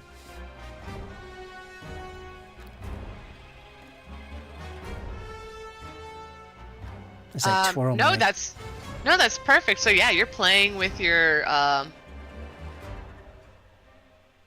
insert weapon name here. What was it we were playing with? I know what they look like, but I forgot what they're called. You could call it a dagger. Fencing dagger. Mangouche. Mangouche. So yeah, you're twirling this thing around. And then You kind of squint, and against the candlelight and the torchlight, you see like something really odd on these strangers' faces. They have slimy stains on their clothes and around their mouths. And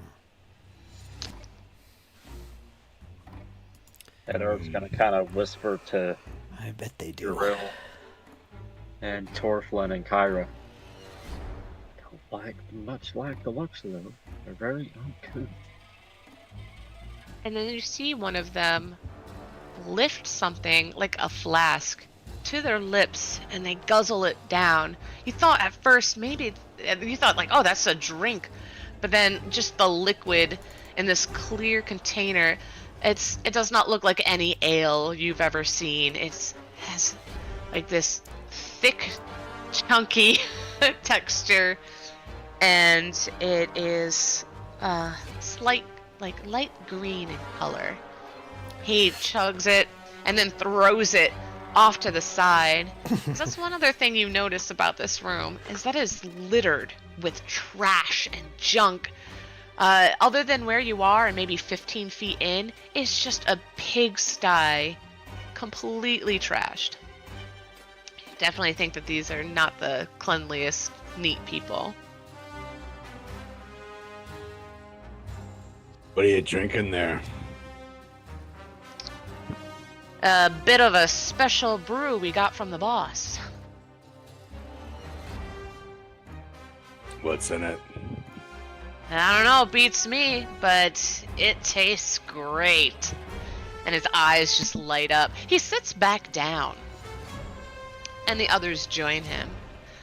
And they're just like, well, if you're here to look around, go for it.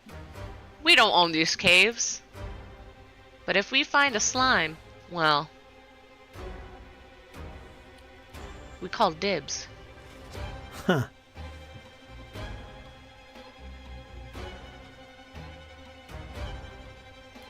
We gotta roust them out of here. If there's, and I'm saying this just to the group, we have to roust them out of here. If they're in here hunting slimes, if there really is a slime mother, she's not gonna appreciate it, and the attacks in the village will continue, and then we don't get paid. I'm ready whenever you are. And Jaril will hear the mutterings behind him from the dwarf. And he will look back towards these three and say, or she will say, I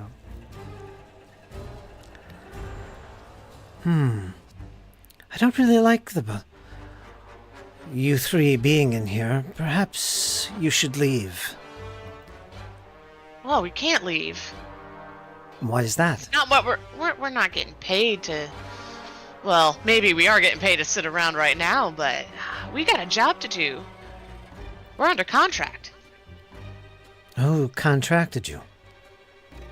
And they just openly say, well, why it was Wirt. You know, the creepy little guy in town. It says Wirt Wallach. Wirt Wallach.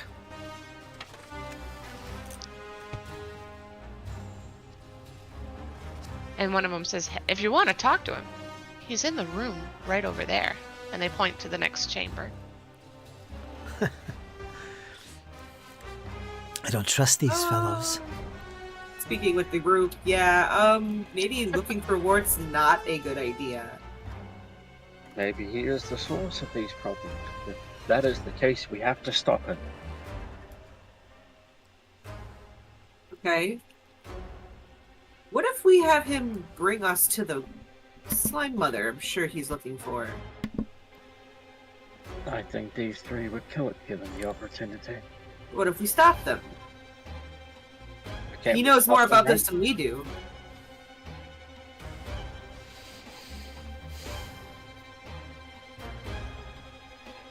We can always capture Walt.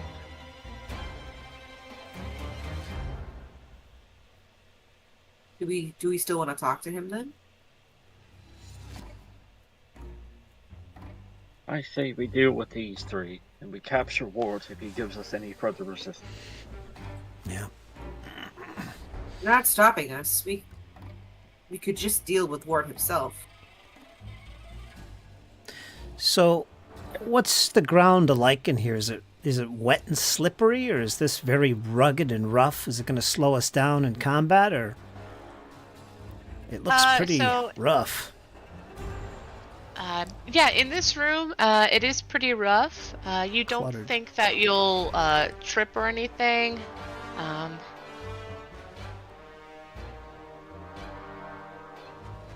Those boxes are in crates, right? I'm looking at here. You definitely see the room is cluttered with junk, but you don't think it will impede the way you walk around. Okay. Can you move me like 5 feet forward? I'd be a little bit ahead of the others. Oh, you can just ask me to unpause. You can go ahead. If you move and something were to happen, like advance anything, I will pause and then we'll continue. But otherwise, you should have freedom to move, all of you, wherever you'd like. Okay, I'll turn back to the others and see what's going on. I get the vibe that something's going to go down, and we might be taking these guys out if they're not going to leave on their own accord, which I don't think they are. What I'll do, I'm going to make a mad dash right off the bat. And I want to get to this spot right here. Right here, if that's possible. Can I just like run with my acrobatics? Do I have to make a check or anything and just whip myself to this position? That'll just be your regular movement to get on over to it. All right, that's what I'd like to do. Yeah, the one, as you pass by them, they kind of like glance over their shoulder as you walk over. And she just says, hey, don't touch our stuff. Well, There's nothing over there. As I'm doing this, I'm purposely trying to look quite flamboyant with this, bouncing off the top of the cape, the chests. Oh yes, and the dagger in the hand, and maybe even a backflip to land where I want to be. Just going for it. Can I make an acrobatics check? Yeah. Let's see if you get any claps or boos. Skills, acrobatics. All right, you got the DC. Here is the roll. Oh! I rolled a 2. One of them shrugs. The other one shakes their head. The other is kind of like nodding, like they're just, I can't do that. That was awesome.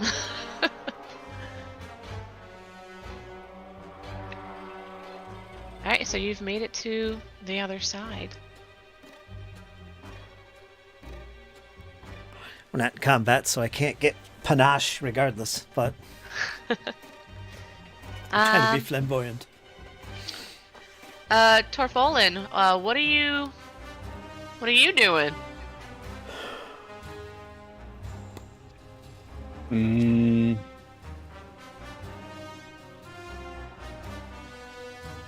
So I have my pick in my hand, and I just tell them, all right, your contract is up. There you go. They're out of here now. They all stand up. What? No. What are you implying? I'm not trying to imply anything. I'm telling you, your contract is up. You can leave and go spend whatever money you've had made doing this, or you can stay and find out what happens. I advise you listen to the dwarf. He is quite grumpy. He's not in a good mood. Ed's gonna whisper, kind of motion to Kyra to drop a cookie into the crate that he has directly behind him. Just nonchalantly, just drop a cookie in the crate. And then one of them goes, "What's in the crate?" Oh no. Here we go. I didn't see that before. That's suspicious. Hey, listen up. You have a chance to walk out of here right now. You've made money. Go back to town, get shit-faced, and do whatever Hey, we it is haven't you been do. paid yet. So at this point, your threats, Yes. or even just have upset them. Everybody, including the enemies, have like equipped their weapons. You have your pick, you have your dagger out. They've just got whatever is in their hands, and they're like, we don't like the tone you're giving us. We haven't got paid yet. We're not leaving. You're gonna have to force us out. So everybody, How much roll coin initiative. were you supposed to get paid for this job? More gold than you've seen in your pockets. I would not Obviously, be they so don't know sure. you guys. Then they look at Drill, and they're like, well, maybe except for his. He's wearing some fancy clothes. Do I get Or my she's plus wearing two? some fancy clothes. Yeah, wait, is Juril he or she, or it's not He, sorry. defined? Okay, because you both have used both pronouns, so I just didn't know.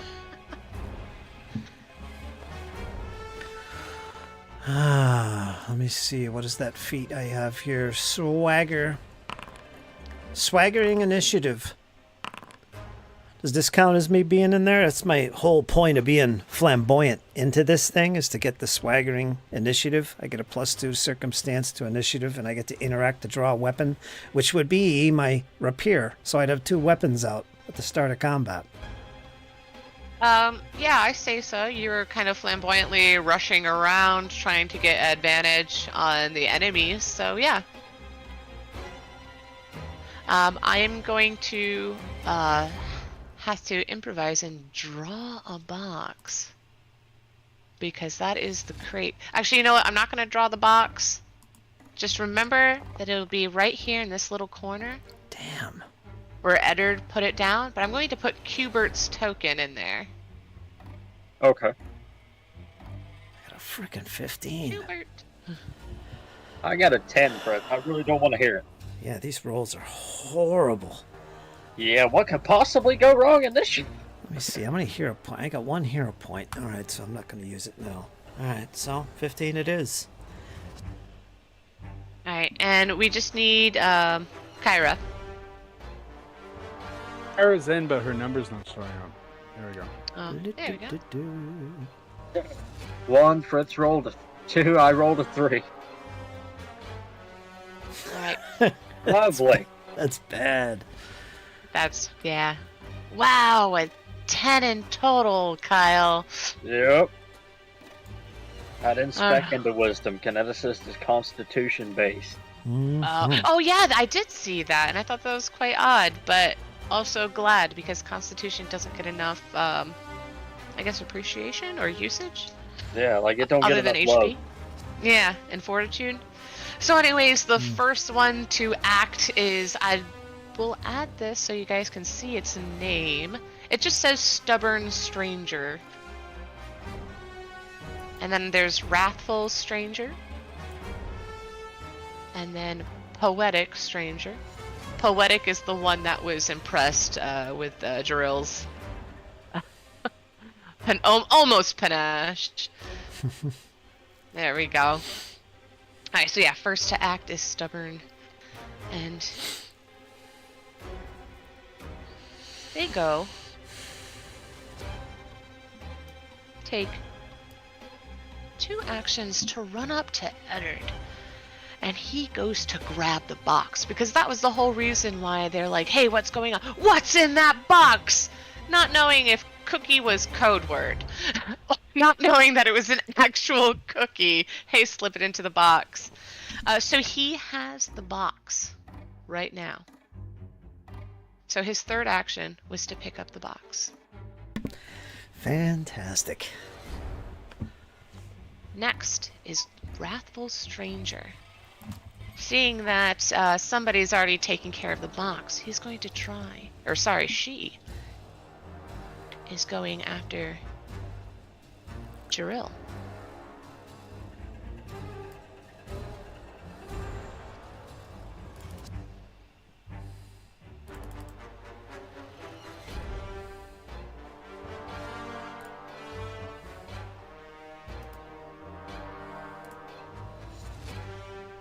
I'm gonna try to actually disarm you, because you have 2 weapons, right?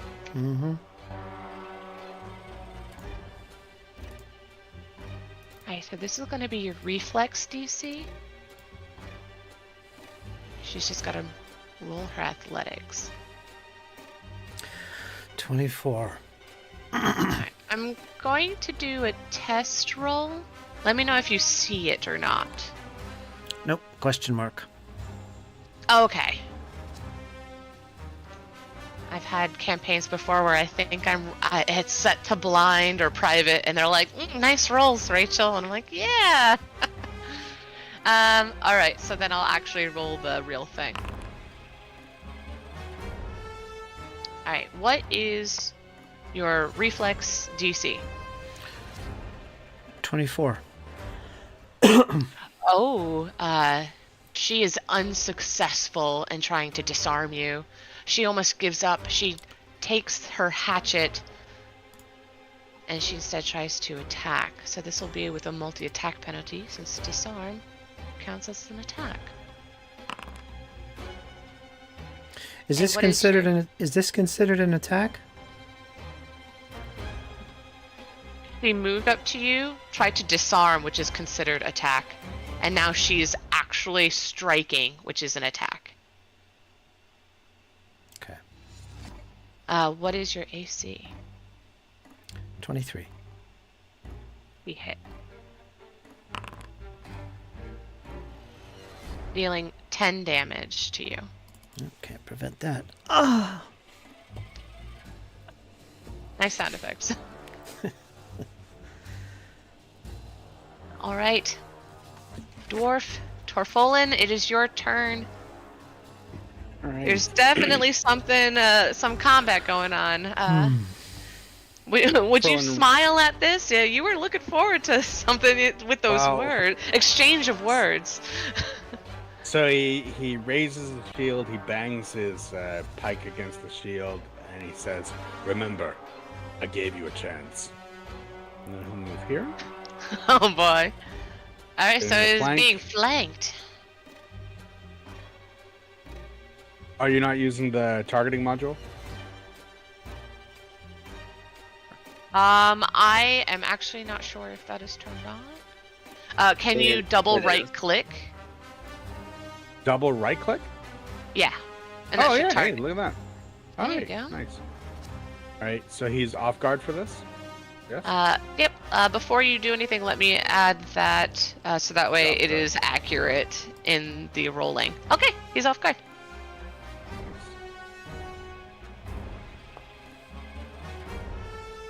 Oh, nice. Wow, plus 17. Whew. All right, go ahead and give me that critical damage, and let me know if there's anything else with your character that happens, because I don't know. Yeah, you should have critical specialization. It's there. It just does extra damage with the pick, so 33 total damage. All right. Those picks, Kyle. Those picks. You deal like a stunning blow right into his shoulder blade. What is the specialization? For picks, they just do extra damage, unfortunately. Again, But you those can't picks. complain because they're fatal D10. I'm also going to say that he drops the box with Qbert in it because it was a critical success, and the box tips over, and Qbert's little cube body slides right out of the box. 5 feet You know what? in front of him. Sorry, there's something happened wrong. Yeah. I'm going to have to re-roll that again, I think. Oh Because wait, if you you're look at right. It targeted Qbert because he You was on top. targeted cubes. Well, I did give the right person the damage. So wait, hold on. Are you sure it's still a crit? 25. I doubt he's AC 15. No, it was still a critical success. It was? Okay. Yes, it was. So I think Kyle, don't forget to untarget Qbert. It's so weird because Stubborn Stranger was right on top. So Yeah. I just saw those little dots. Thought it was right too. But no, that's still a critical. All right. That's 3 actions in the turn. Alright, that actually reminds me. It's good to know that Cubert is quick-tempered. Yeah, I was gonna Oh, say, yeah. let me just adjust his name to just Cubert. When you drag them, they give the some fun little adjectives, and I was like, oh, okay. And also a number. All right. So you put up your shield, moved, and attacked. Excellent. All right. Now we've got Poetic Stranger. Comes in. Doesn't like the way that you're treating his friend. And he says, he's got a slime! Look at that thing! And he licks his lips. And then makes a strike on Torfolin.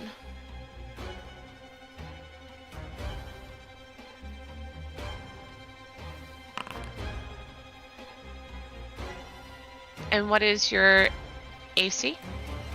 27. And that's with the shield? Yes. Okay. He hits and deals regular damage. And that's 13 damage. I'm gonna do a shield block. Okay.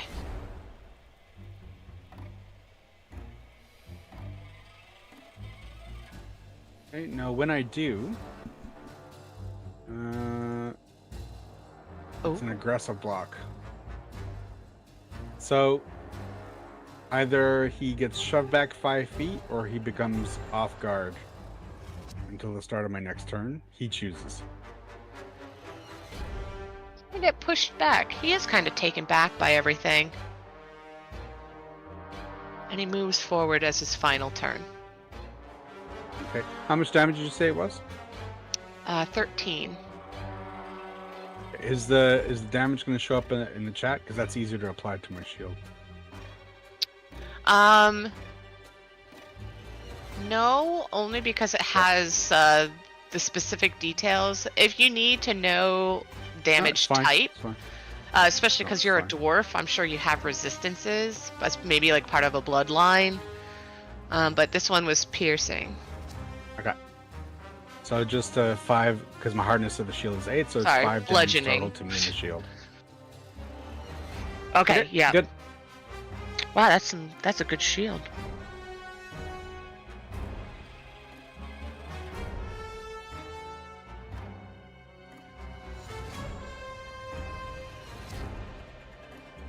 All right. Kyra, you're up next. You see little Cubert. He's exposed. If I were to move through an ally, is that possible to get somewhere? Yeah, you can move right through the ally. So 5, 10, 15, 20. I could go here. That's not a place. Okay.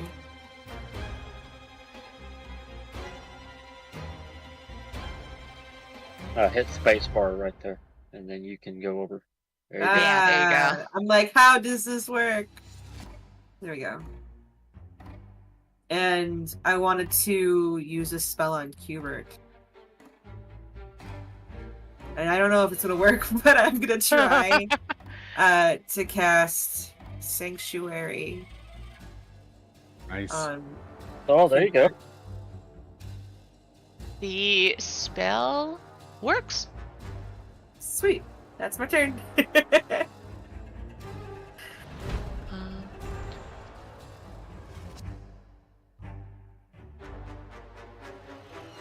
Alright, so yeah, the enemy's gonna have to make a will save every time they target Cubert.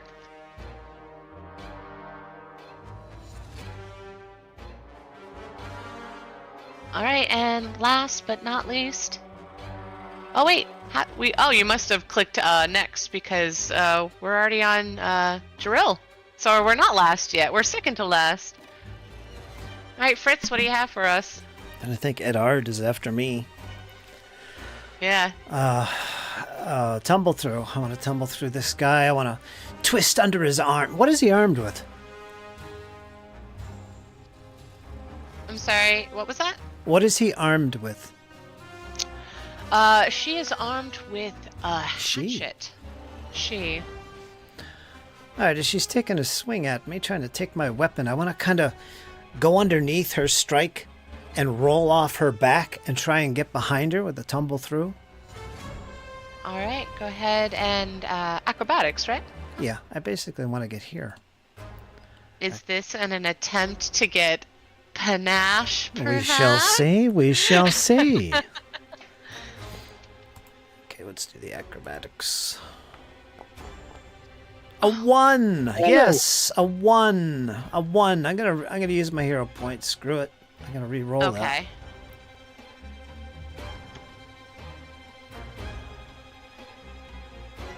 Jesus, our rolls are terrible. Yeah. Let's do it again. Well, it's meant to be. Wow.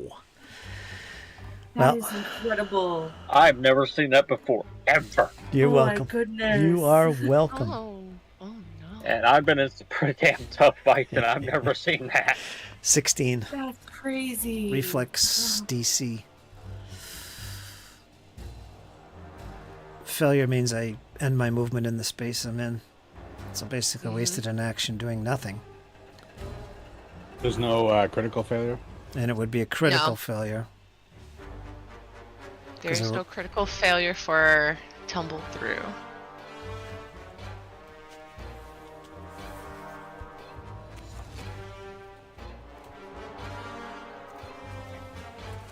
So actually, what I'm gonna do, given your description of what you did, this actually means something. As you rush through, trying to perform this maneuver, your arm, your legs, anything that might be exposed, even your delicate cape, gets caught on the junk, the stacks of junk, discarded armors, weapons, bones even.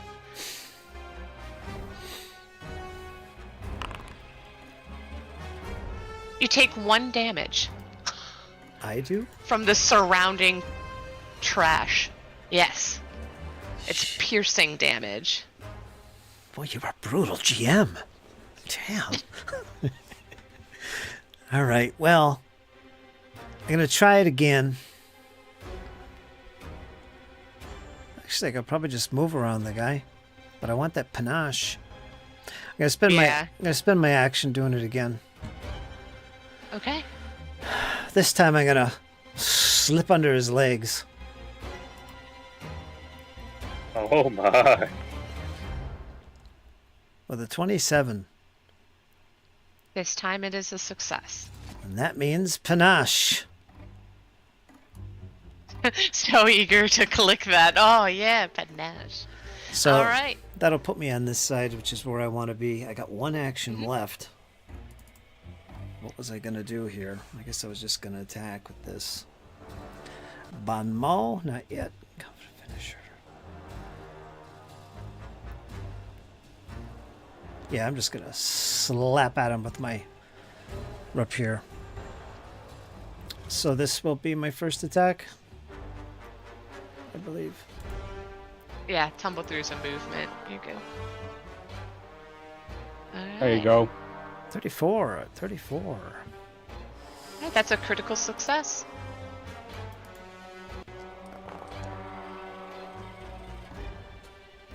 And it's going to be 51 points with my precision strike because I have panache. Extra 3d6 damage.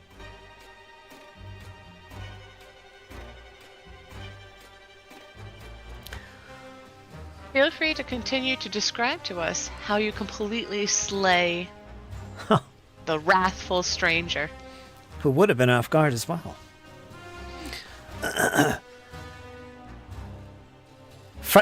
Frustrated that her cloak was caught on the protruding rocks, she couldn't make her way out to the other side, but she spun around the opposite direction and rolled between his legs. He was totally unprepared for this, and as I stood up, "Ha ha, fool!"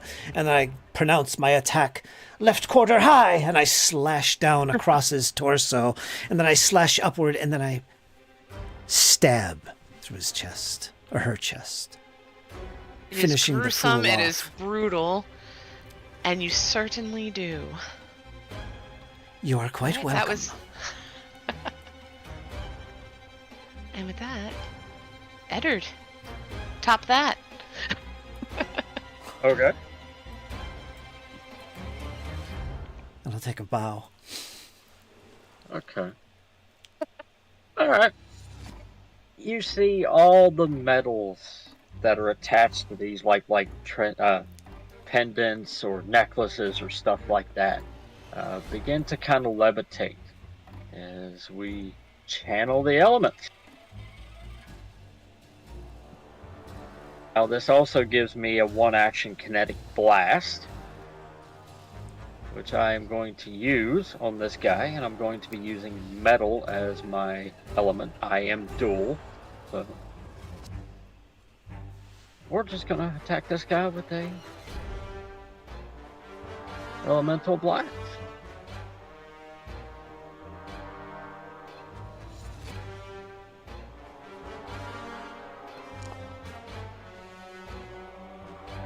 That'll be 22. That'll be a hit normal. Mm-hmm. It's going to do 2d8 plus 2 slashing damage. So yeah, he'll take 9 slashing from that. Oh. He lets out a groan. Pathetic. So is this like the rocks are coming up and all swirling around you? Pieces of metal that are Metal? swirling around me, and all of like your necklaces and stuff, they all point in my direction. You feel in your element, Eddard, in this room especially, because there's just shards of metal, scrap metal, broken bits here and there, and you get a little giddy. Alright. Well, I'm actually going to try to do another elemental blast on this guy, since they are one action. All right. I don't know how well this is going to go, but we're going to try it. Oh, That's nice. critical hit. It sure That's is. Give us critical. that critical damage roll. Nice one, Now, Eddard. this will apply a 1d6 bleed as well. So that'll be 14 and a d6 persistent bleeding damage. So that'll be 14 slashing and 6 persistent bleed.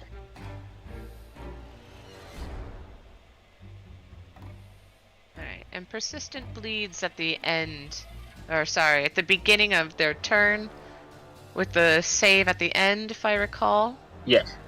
Okay, so that'll be at the start of the next turn.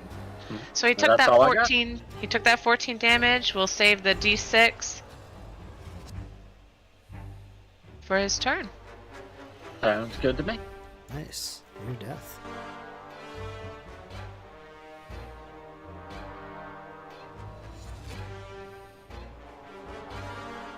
I'll be right back. Okay.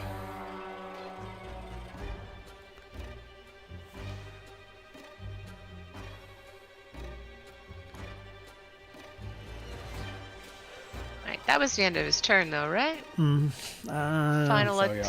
final attack. The aura is an action, and he attacked twice.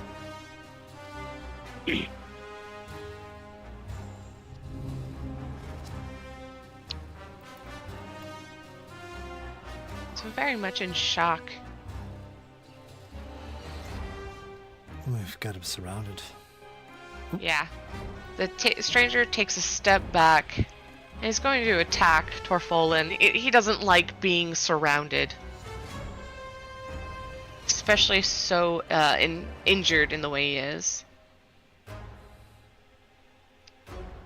He can barely open his eyes. The wound is seeping in.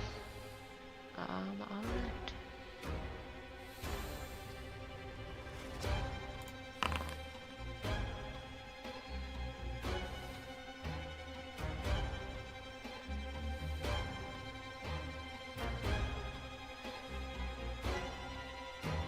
Alright, so that's a success.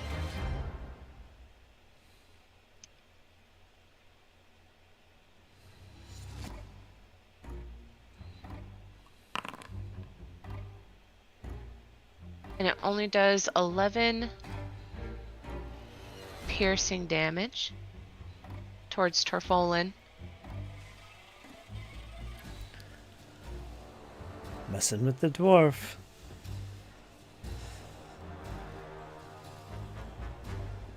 And he actually, for whatever reason, makes a second attack.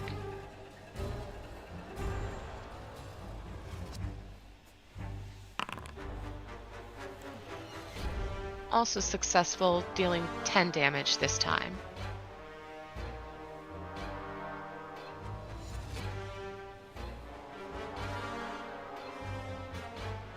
Alright, got it.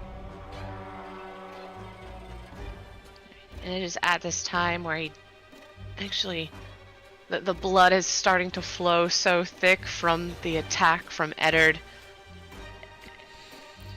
He drops to his knees, the stubborn stranger that is. They drop to their knees and collapse on the ground, dead. He died from the bleed damage.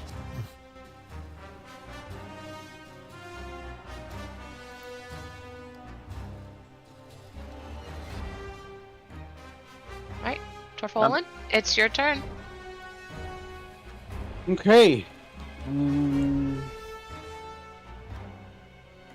I'm going to raise my shield. And with shielded stride, I can move 10 feet without provoking when my shield is raised, so I'll go here. Get the flank on the poet. There we go, got that added. I'm going to take my axe, my pick. For another crit. Alright, go ahead and roll that critical damage. 40 damage. Oh yeah, you got him real good. Wow. End of turn. Yeah, he's looking really injured. He's actually going to flee. He's fearing for his life and runs He should. away. So when he starts running, Torfolin calls after him. That's what you should have done a minute ago. Alright, so nobody has anything while he's running away? If he's just running, I can get an attack of opportunity. Yes, exactly. That's what I was aiming for. I'm like, he's running Sorry. away. What is it called now? Retributive strike or something? I believe so. Retributive. Anyways, we'll put him here so you can still target him on your attack. Yeah. Alright, Oh, make that roll. reactive strike. Reactive strike. Oh, yeah. Retributive strike, I think, is something else. Alright, that's a miss. That is a critical miss. Cuts through the air, smashes a rock with its pick. Yeah. No, he makes his escape. He kicks up some dirt with one of his last steps, and it gets in your eyes Too bad we until couldn't have he is captured him. gone. Slap him around a few times. Thus ending combat. Oh. You have 2 dead bodies. You have a cuber out of the box, a room filled with junk, and despite all of the yelling and fighting, no, you don't hear or Nobody's see emerged. anything from the other room. Correct. Check the body. Hatchet, sling, studded leather armor, and sling bullets. Kyra, some more stones for your sling. She'll come over and take a look. Just double click the monster, the body there, and you'll see the sling bullets. You can drag them to your sheet. Oh. It's just 10 more. You could add 10 to your ammo count. She got a sling, right? Yeah, +1 sling. Get some more bullets. Yeah. Among the items that you're looking at, is anybody else searching? Once Eddard puts cover back in his box, he will search, and the pieces of metal begin to slowly settle back down to the ground. Right, Cubert, enticed by the treats, returns to the box. The two of you dig through the belongings, through the bodies, through the bedrolls, through the heaps of junk. The only thing useful, and that depends on how you want to take that term, but you find a few items. You find 3 potions of varying different colors, different shades of green. I'm not sure we should drink those. Does it smell like apples? Nope, and it doesn't smell like lime either. Don't touchy then.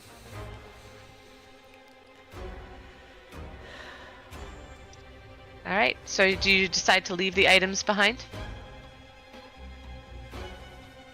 I guess so. Could be No, some kind of poison. I'd like to bring it with me for the time being. Yeah, you Just- might as well throw them in your pack, and you never know. We might need them. They might come You in never handy. know. Yeah, exactly.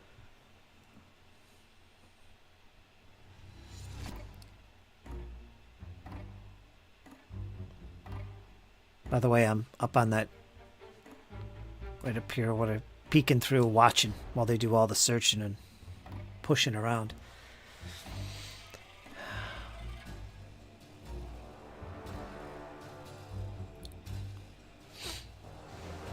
Yeah.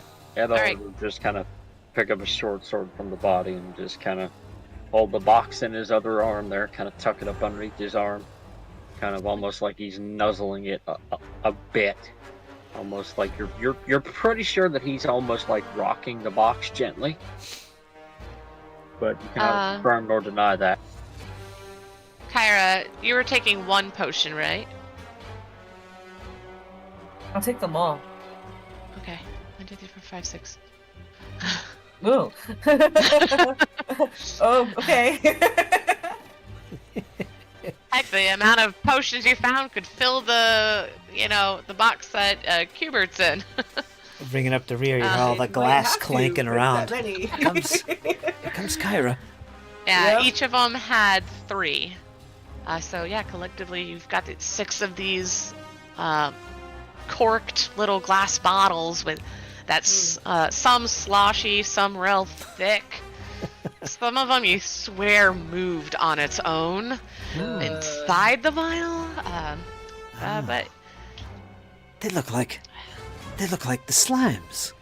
They've been drinking the slime.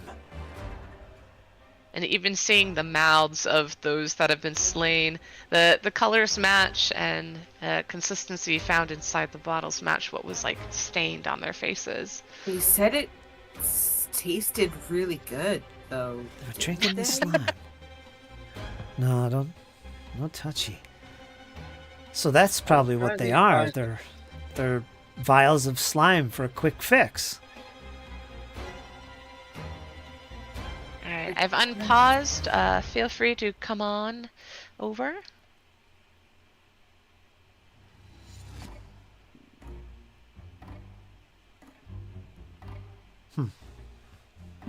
Maybe we could use them to bargain with or something.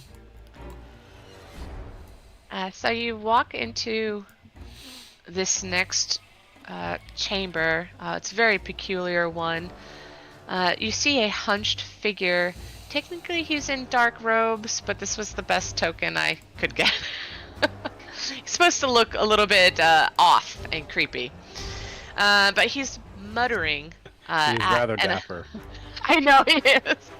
Who this not dapper man, but very suspicious man is muttering at an apothecary's workbench, surrounded by empty potion vials, As soon as you walk in, your nostrils sting from fumes lingering in the area. He seems very much caught up in his work and has not noticed you. That would be Vert. I'll call out to him. Vert, I presume. Would that be you? Huh? Yes. That is I. Oh, who are you? Where are the others? And he's kind of like just looking around casually, then looks back at his work. I am Jiril, and your friends. They have left you. As I Yeah, no, fuck all that. flip my mangosh in my hand, between my fingers. Left me. Ugh. Boy, am I glad that I didn't pay them in advance. Well, I'm going to need a replacement.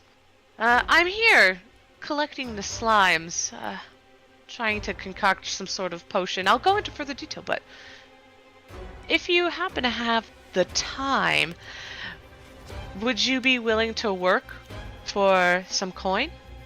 Simply collecting slimes and slime samples, of course. Nothing Slimes. dangerous. Anybody reply to that? Want to work for Vert? He offers like 50 gold each. Wow. Thanks, but I shall pass on your offer. Something tells me I can that make should it pass. 100. 100 each. Ah, your offer seethes with desperation. Fritz, give me a perception roll. Yes.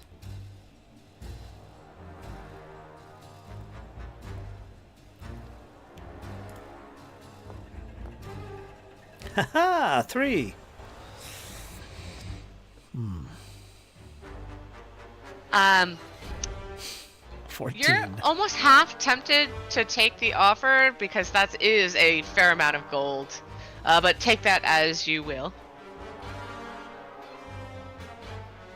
It's at this time where the rest of you hear a noise in the other room, the one immediately to the right. It's almost like a cry.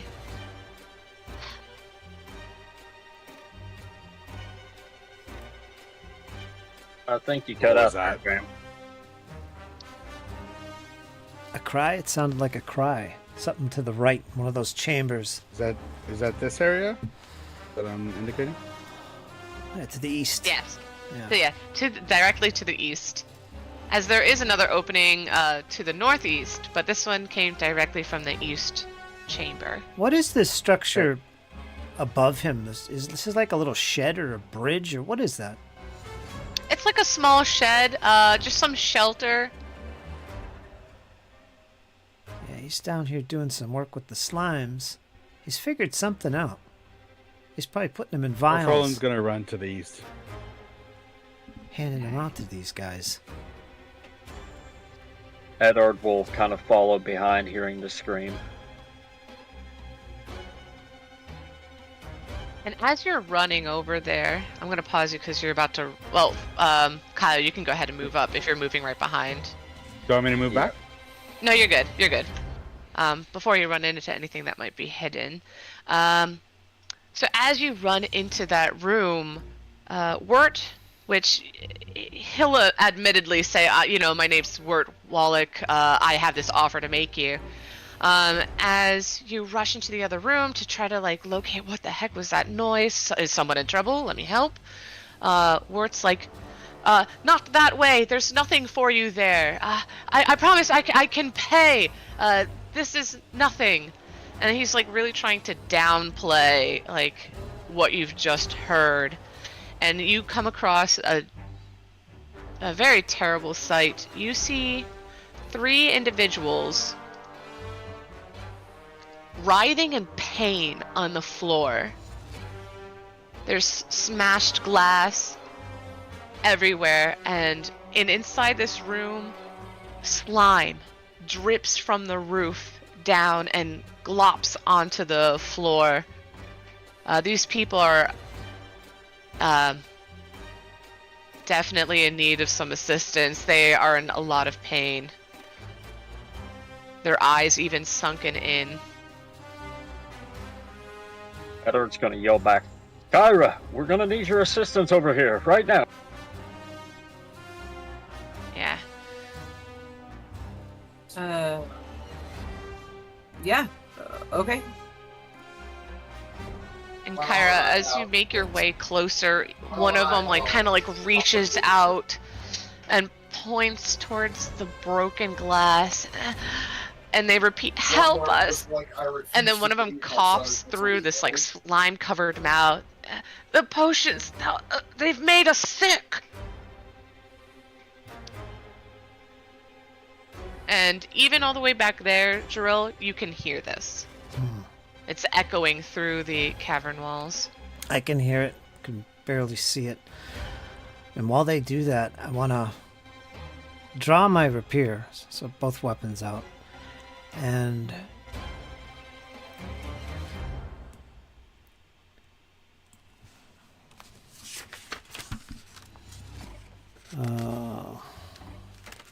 rush up to this guy, maybe even bounce off the table, do a somersault, and get behind him. Alright, what are you trying to do? Because he might not allow this. Is this... Because that sounds very threatening. Somebody's trying to get behind you. Sounds like a tumble through to me. Sounds like an initiative start to me. Maybe. Could be that too. Do I get my tumble through? To start it off? Yes. Yes. If your intention is to begin some sort of combat or gain a bonus in combat from that tumble through. My intention is to, in a very flamboyant way, get behind him. Which, now that I think about it, maybe is not what I wanted to do, because I don't want him to run away. And I wanted to put my rapier up to his neck and say, "Tell me what you're all about then. What is happening over there in that room? What are you up to?" But if I could do that with an acrobatics check somehow, I'd like to do it. Yeah, I'll put myself here. I don't want to attack him. I just want to really, really threaten him. Okay. Give me an acrobatics and then an intimidation.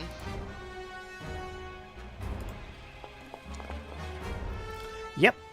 Oh my gosh, are you okay, Fritz?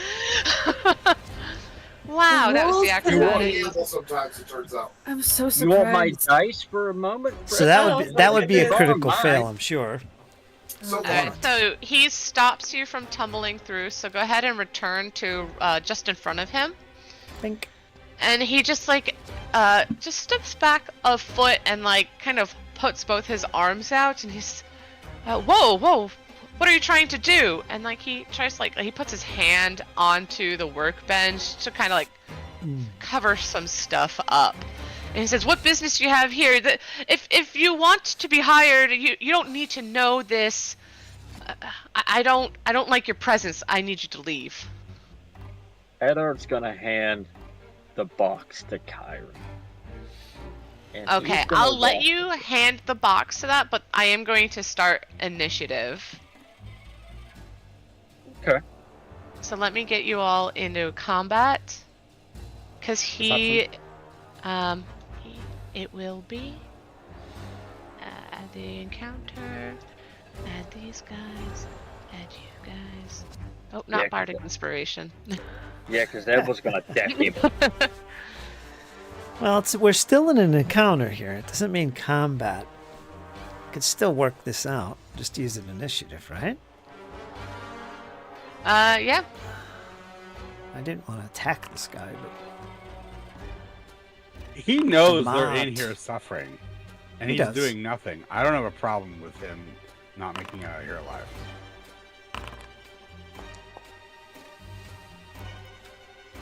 is this initiative? Yes. Oh no.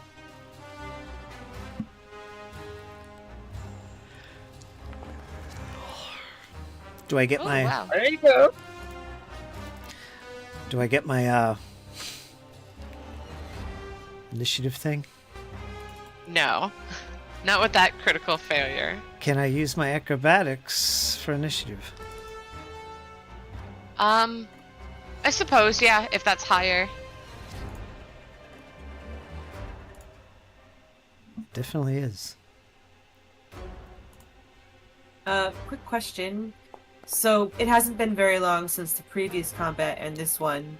Is my Oops. sanctuary that lasts for 10 minutes still on Cubert? It's assumed no, since you guys looted the body. Got it. All right. Looted the bodies and then made your way over. I'd imagine that would have been between like 10 to 20 minutes between the That's fair. conversation and whatnot. Okay. So at the beginning of this combat, Kyra, please know that you are the owner of the Cubert box. So if you set it, it does take one hand to hold, and feel free to set it down wherever you want, and then let me know, and I'll put Cubert on the map. All right. Everybody's rolled. Begin the encounter, and actually, Kyra, you get to go first.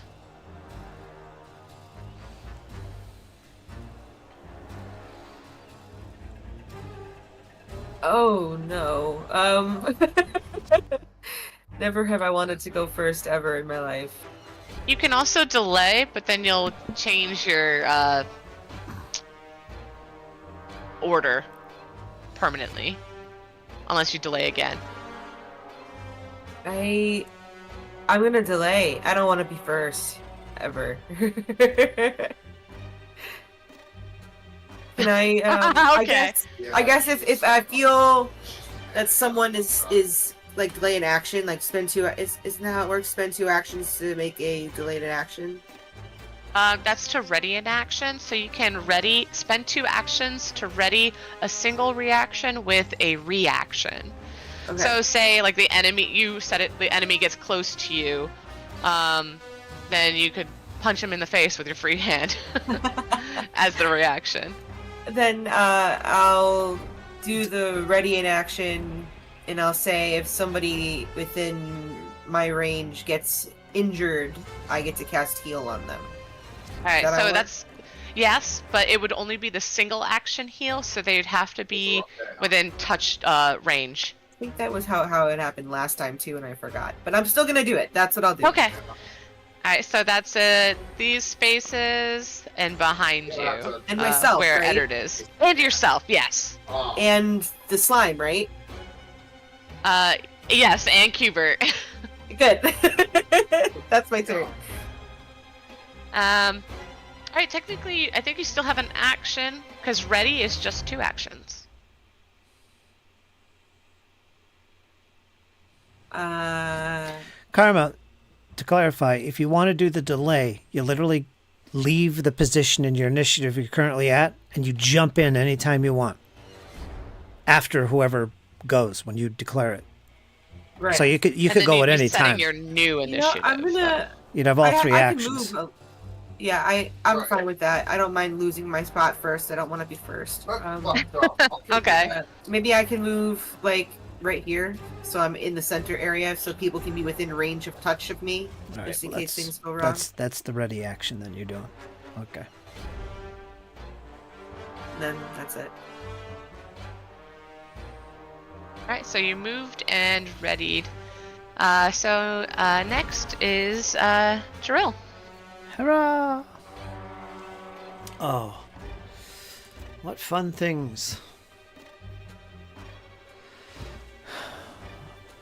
Does he have any weapons on him?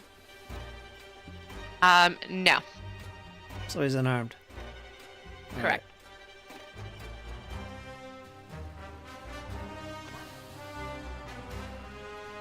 Well, I'm going to start the combat off with a little bit of a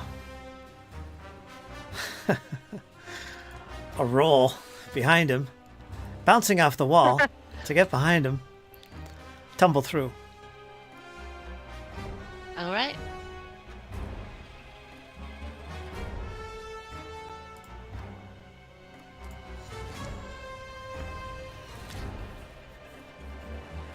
$24.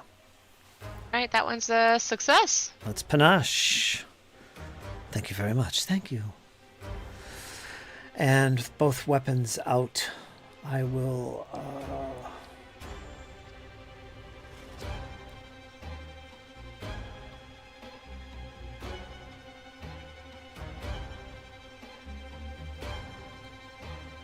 I'll put the sword up to his throat one more time and I'll say, tell me now what you're up to. What's in these vials? And what goes on in that room before I kill you? Before I run you through? That's at least an action. Yeah. Diplomacy or I'm gonna something? say diplomacy, yeah. Yeah, it's something I'm good at too. Better watch out.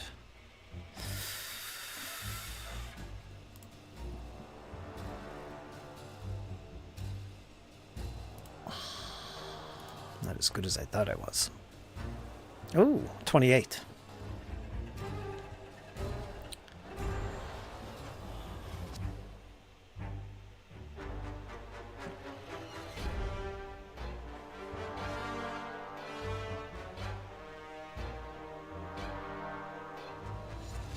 Kind of spits back at you. He says, I offer you a job, and you come giving me these hostile actions. I'm starting to think you have no reason to actually be here. I need real workers. Or test subjects.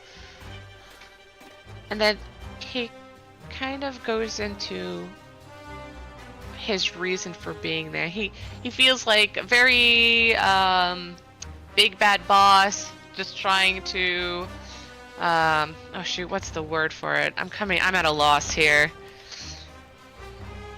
Nonetheless, he says, I'm trying to build something this town has never seen before.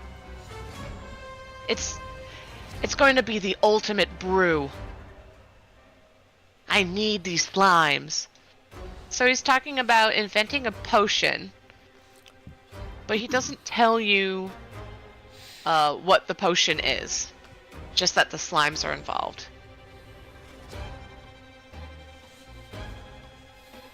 I must gather more ooze. Does it seem like he's... I guess I should make a perception check just to tell if he's being honest about this. But does it seem like he's under the influence of anything? Is he himself? There's something really odd about him. Like doesn't have slime on his mouth, does he?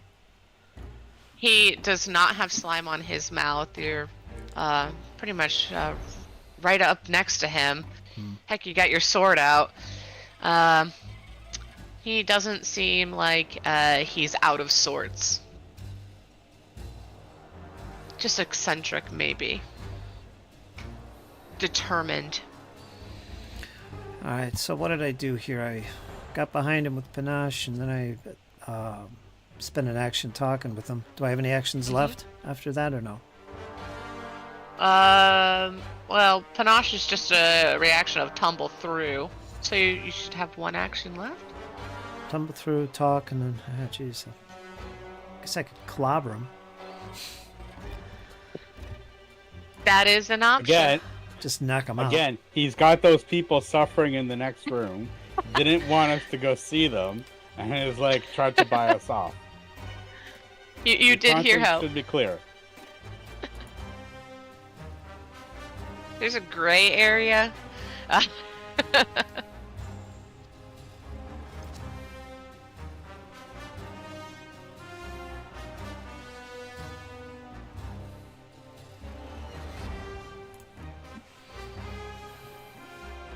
Nothing. Go ahead. All right. Hesitantly, you hold back any other action towards Wirt, still trying to figure out where he stands. As you know, you didn't exactly see the people writhing in pain in the next room. You've only heard "help, No, please," I and then didn't see something about, and then you overheard Nada. something about a potion. So, Torfolin, it is now your turn. Nada.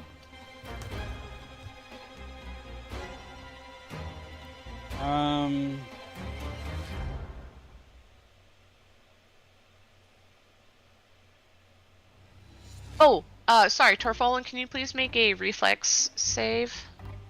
Reflex save. Yes. 21. Okay. As you're walking about, or as you come into this room during this combat, slime drips down from the ceiling and it nearly catches your beard. You see it land down and hit just the edge of like a piece of cloth that you're wearing, and it singes the cloth. That was it. So I look at the 3 people who are there. I'm assuming they're really hurt, even though they all say they're unharmed.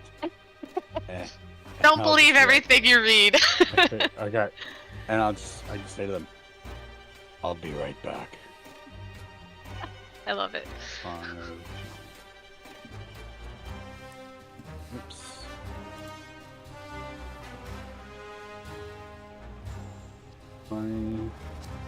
And then I will come here and I just growl, Easter.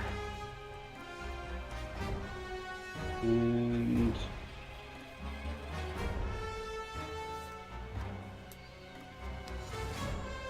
oh, I can hit him with my shield. Oh, like a shield bash? There we go. I'll put him in an accurate spot.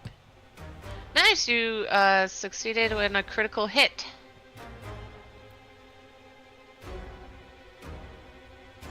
I do my best Captain America. Boom. Boom. He takes the I'm holding 10 2 damage. things in my hands. You got hit with the gentle one. What are you doing to those people in the other room?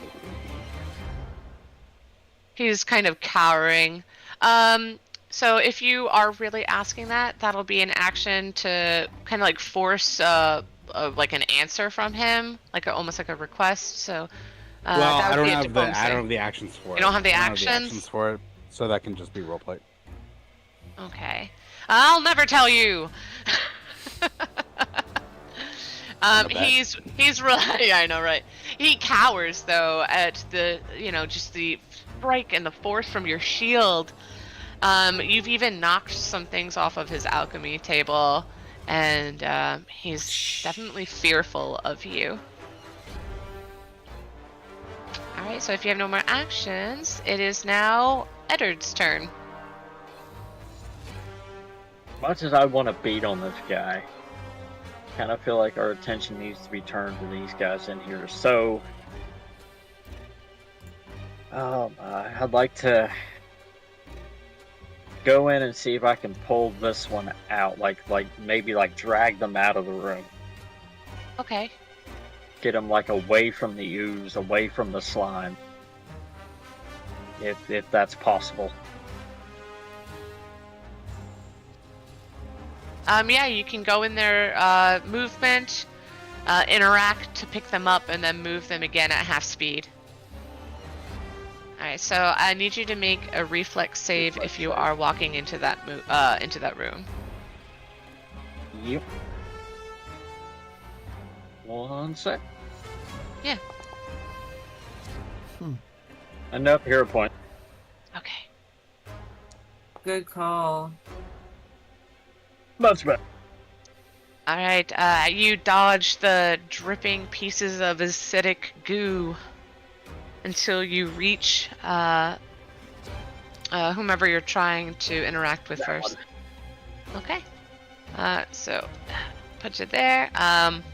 You pick her right up. Her body's very weak and limp in your hands. And then you can move half movement. And so I got 25, so that would be what, 10? I think it's rounded up, so 15. 15. Alright, well, I'll get her out of there. Okay. Yeah, that's my turn. Okay, so technically she's on the same square as you.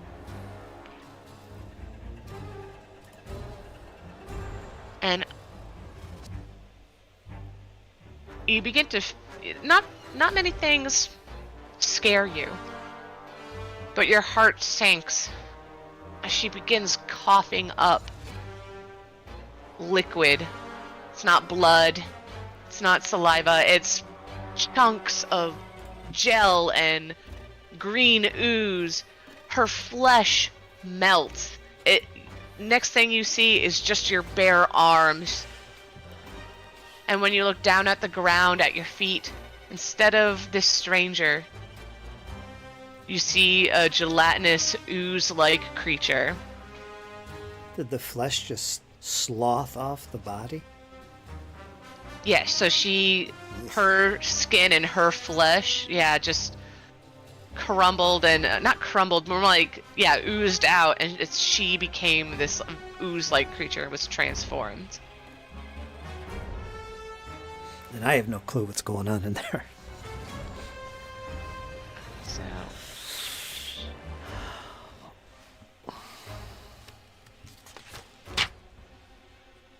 Where is Edmund? Edward. Edard. Ed. Yeah, he just kind of yells out. We'll do that on the next go around. this doesn't just happen to that one.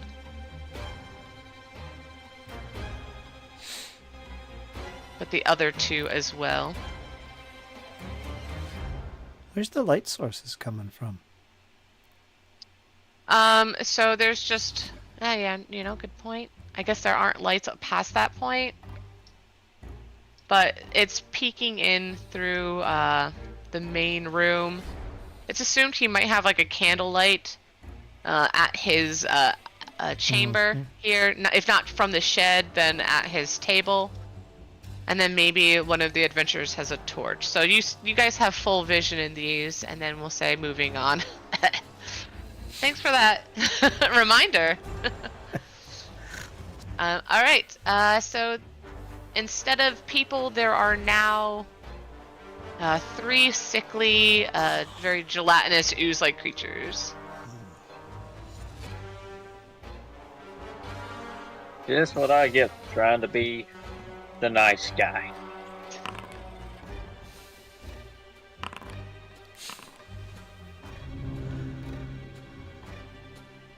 Alright, and then lastly, Wirt. Over here, getting bashed in by a shield. Rapier at his throat. He takes a step back, kind of almost falling back into the shed that's there, trying to get away from everybody. And then he pulls out this apparatus. It's like an alchemical apparatus, and uses it. And it's like something you guys have never seen before. And it's almost kind of like, imagine like a genie in a bottle, except everything, including the apparatus, disappears.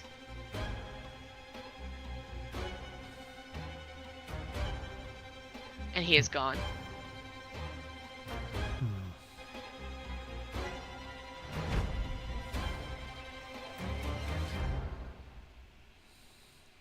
What magic is this? Alright, Kyra.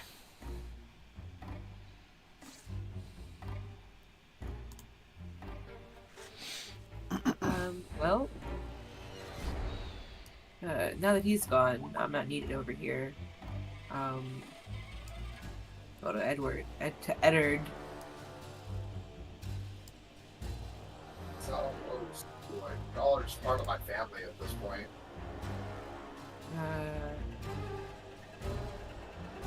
It's spectacular. There we go. We got you, fam. We got you. And Like, are you sure? She's like, eat it. I'm like, okay. I will use.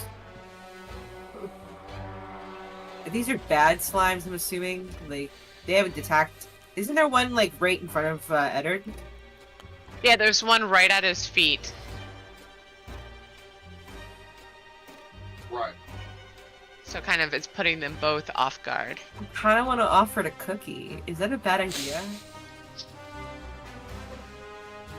Well, Can I take the cookie out? Just... Yeah.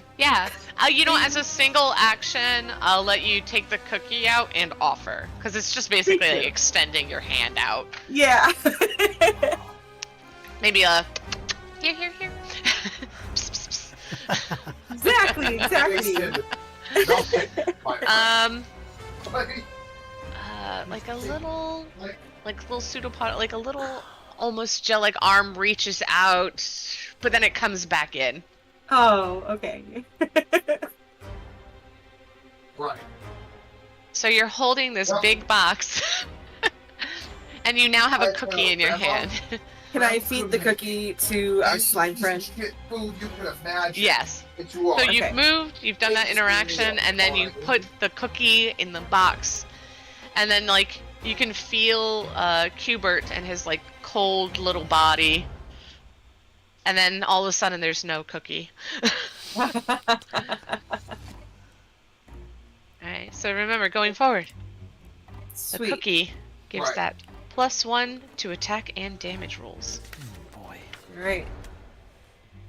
And that's it for me.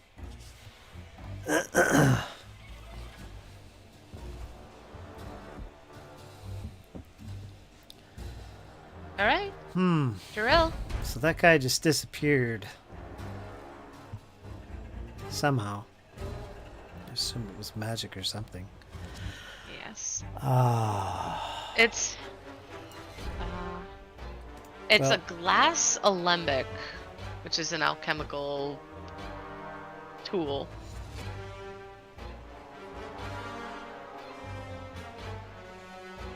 Alright. I'll look over towards the dwarf, like, without saying anything, like, did you see that? With my eyes. And then quickly, while both my weapons are drawn, I'm going to run over. Let's see, I got a 35. 10. 20. 30. 5. Oops, I didn't know you were there. Let me go here. It's a crowded space. You Yeah, you'll have like to I've got a tumble blob here. through because the enemy is also on that same space. I don't want to go in there. I moved through Kyra, diagonally into this square. Could I do that? Okay, didn't- I'll let you have that. It's like a really close edge. I didn't Yeah, even see okay. him when I moved there. I had the screen too far to the right. Oh, I have done that multiple. So he's got blobs in front of him. Kyra's trying to feed one of the blobs. I see these other blobs in the room, in the distance. I'm not sure exactly what is happening. I actually don't know what's happening, but I'll ask Edard, what are we doing? What are these creatures?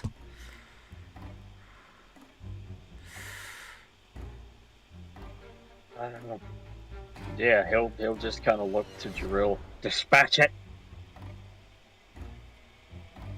The one at his Because I'm feet. assuming they're aggressive, right?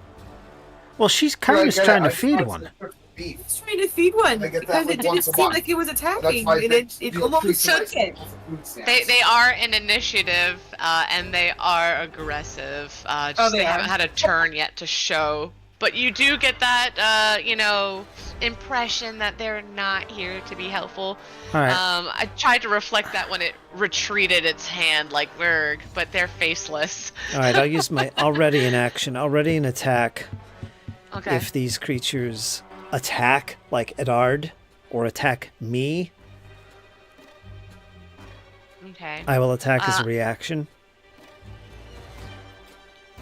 Okay. So I guess I'd attack before they do. Yeah, so if it makes an attack, you attack. Yeah. With panache. Not that that means anything, unless I do a finisher. down in the lower corner here, one of these little oozes, these not cute little green things. Cubert is much cuter. It closes the gap, sticking to the outer wall. And attacks you, Drill, and let's see what it does. Do I get mine first? You do.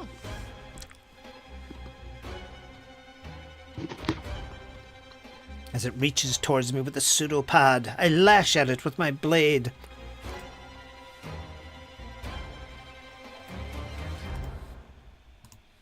And that's my reaction. 23. It's a critical success. Is it really? Damn.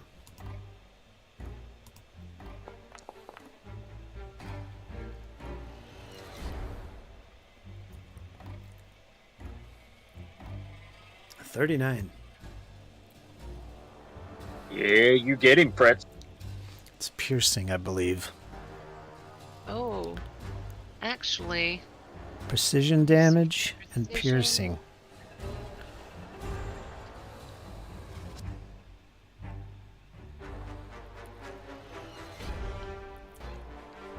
So it Does might. that take into account the +1 damage that you get from our slime friend, Cubert? yeah, I was thinking about that too.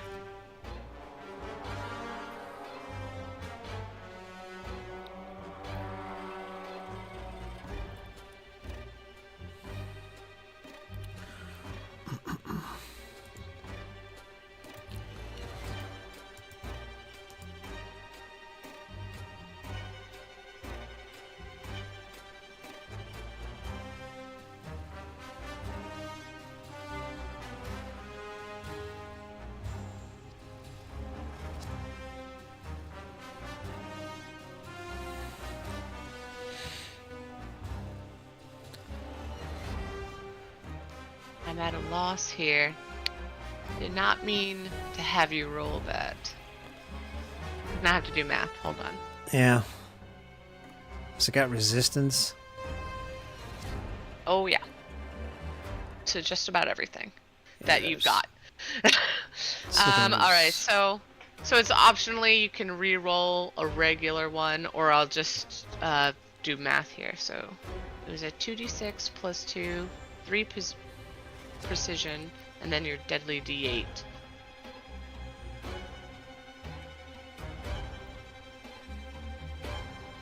So you definitely find that is not taking all of that damage. Not nearly as much as you'd think. It's probably piercing stuff. Yeah, I get it.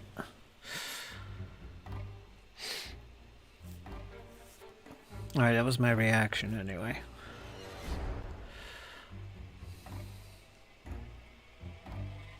There we go.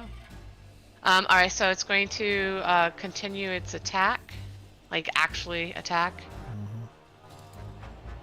23 armor class. Alright, it's a success. Oh. And that's 6 damage. It's What? 6 acidic damage. And I need you to make a fortitude save.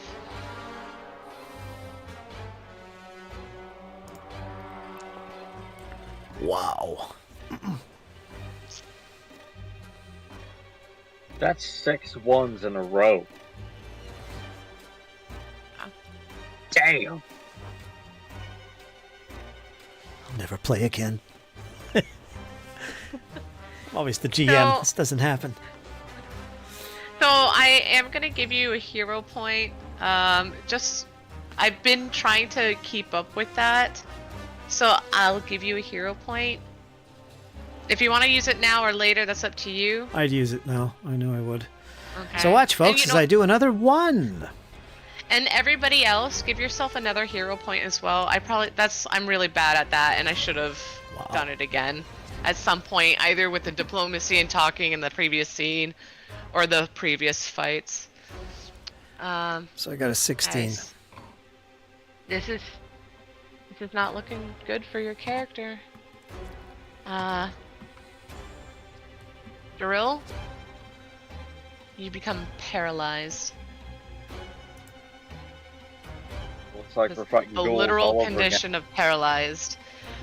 This slime, something about it just affects your nervous system, and you just feel kind of almost infected, and it's hard to fight.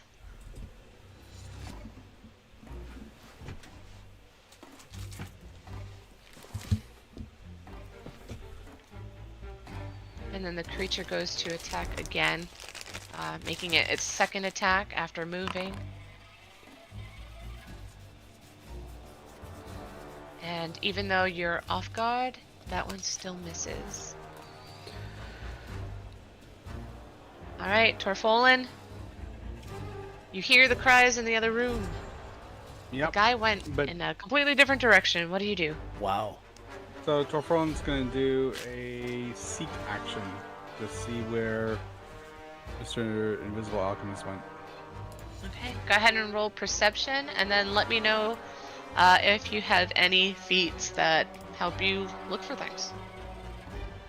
I do not, so it's a 24.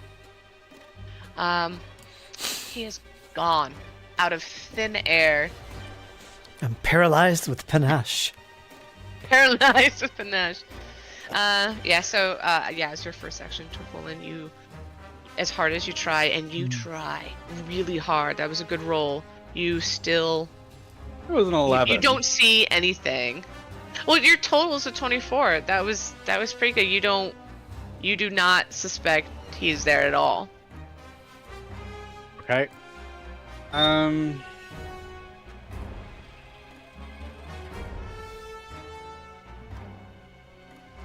You said that's a shed, right? Yes. I wonder if there's something in there that he might have. Counteract. Okay, in 2E, you can switch weapons. It's just one action. You don't have to do a double sheath. And so I'm going to switch to my hammer. And I will just move to here. In a turn. Now, Reiychelle, just one thing. I don't know if you Yes. saw my character sheet, but I've got the thrower's bandolier. So anything that's kept in there gets a +1 potency bonus. I don't know how to give my light hammer that potency bonus. I mean, I guess I could just give it the rune because it always comes from there. Yeah, But, that's what I was just- thinking. Okay, so I'll just do that then. Is your shield It would raised? always have it because option. that's where I store it. Yeah. Is your shield raised, or It is a it thrown just, weapon. or is it just on my screen? My shield should not be raised right now. My AC is 25. Oh, it says expired. I'll just click out of that. So even if you have an expired raised shield, it'll still show you just to like remind you, like, hey, don't forget to do it again if you want. As for the rune, I know sometimes you can hold down shift and then click to attack, and you can give yourself that bonus there. Okay. Um, I'll just give myself the rune for now. I'll just Yeah. remember it comes from the bandolier. yeah. Okay, well, that's the end of my turn. All right. Then that means Eddard, it's your turn. There is this goopy creature at your feet, and everyone's kind of crowded around you. All right. You guys see this swirling vortex of just metal and wind just kind of swirl around us as I channel the Omen. And then I'm actually going to do a 2-action kinetic. What is it? Elemental blast.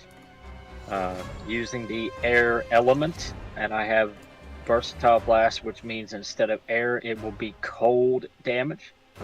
I can't see the one that's on me, so I'm just going to target this one. If that's okay.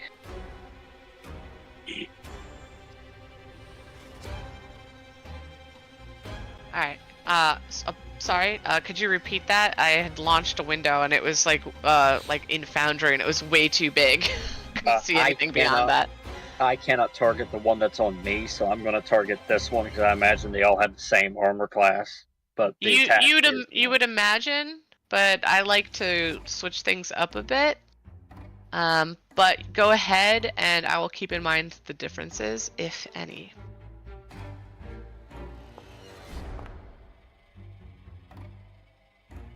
hit normal. All right. So Yep, that this one's a will hit. Deal cold damage instead of air. Actually, that is a because you are off guard as well as the creature, so that's actually a critical hit. Okay. We'll take it. So this will be cold damage. We'll apply a bleed. So here we go. That'll be 30 points and a d6 for bleed.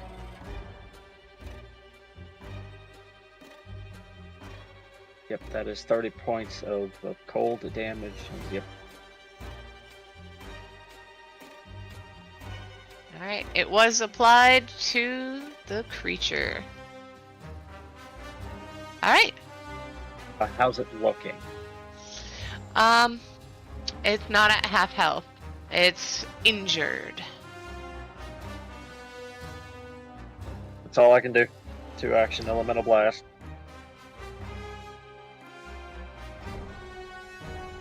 Alright. The creature on the upper east closes in.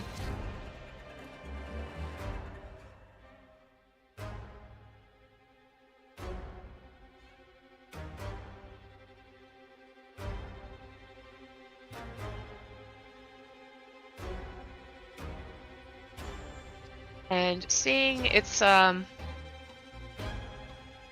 of its own is in an adjacent space, it's actually going to kind of paw at Kyra.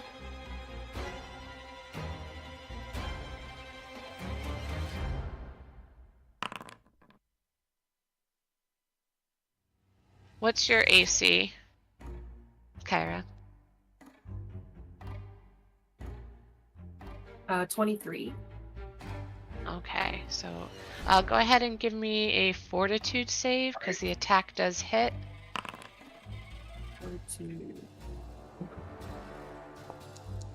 You get used to it. We go to one zone and we just farm the shit out of 23? that zone, and it works really well. Thank you.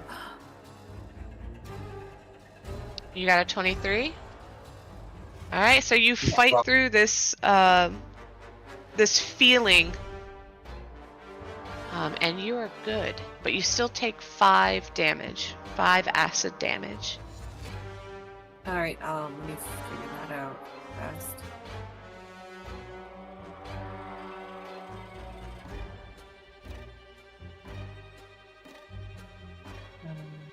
Okay. Let's do it manually. There we go.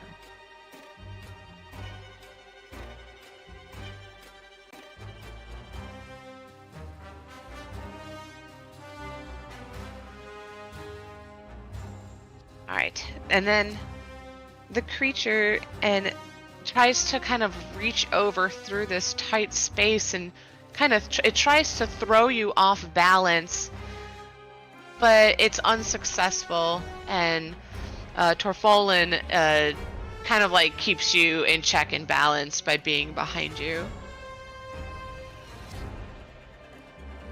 It's now the gelatinous creature that's on top of Eddard. It's its turn, and it's going to attack him. It's almost like it's furious. 22. 22?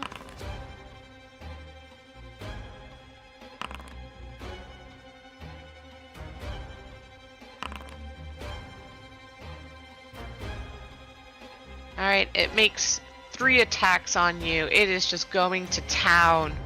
And 2 of them hit. Just give me 1 fortitude save.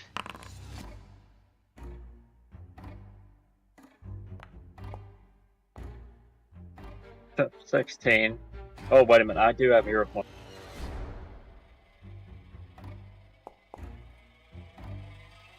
19. Alright, 19 is not enough. You feel your skin stiffen, Oh, no. you're paralyzed, and you take 13 points of damage.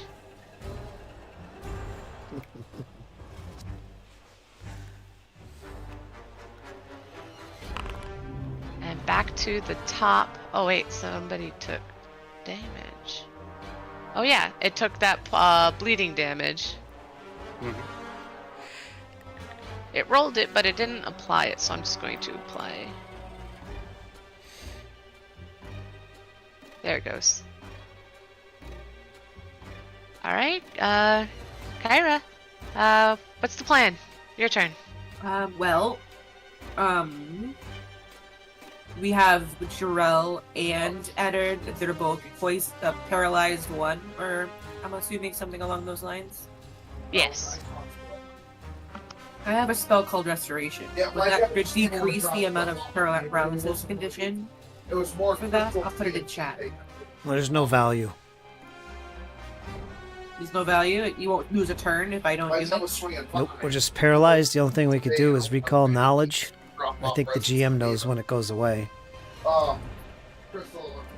Certain Because conditions, maybe. I I'm don't pretty know. sure it says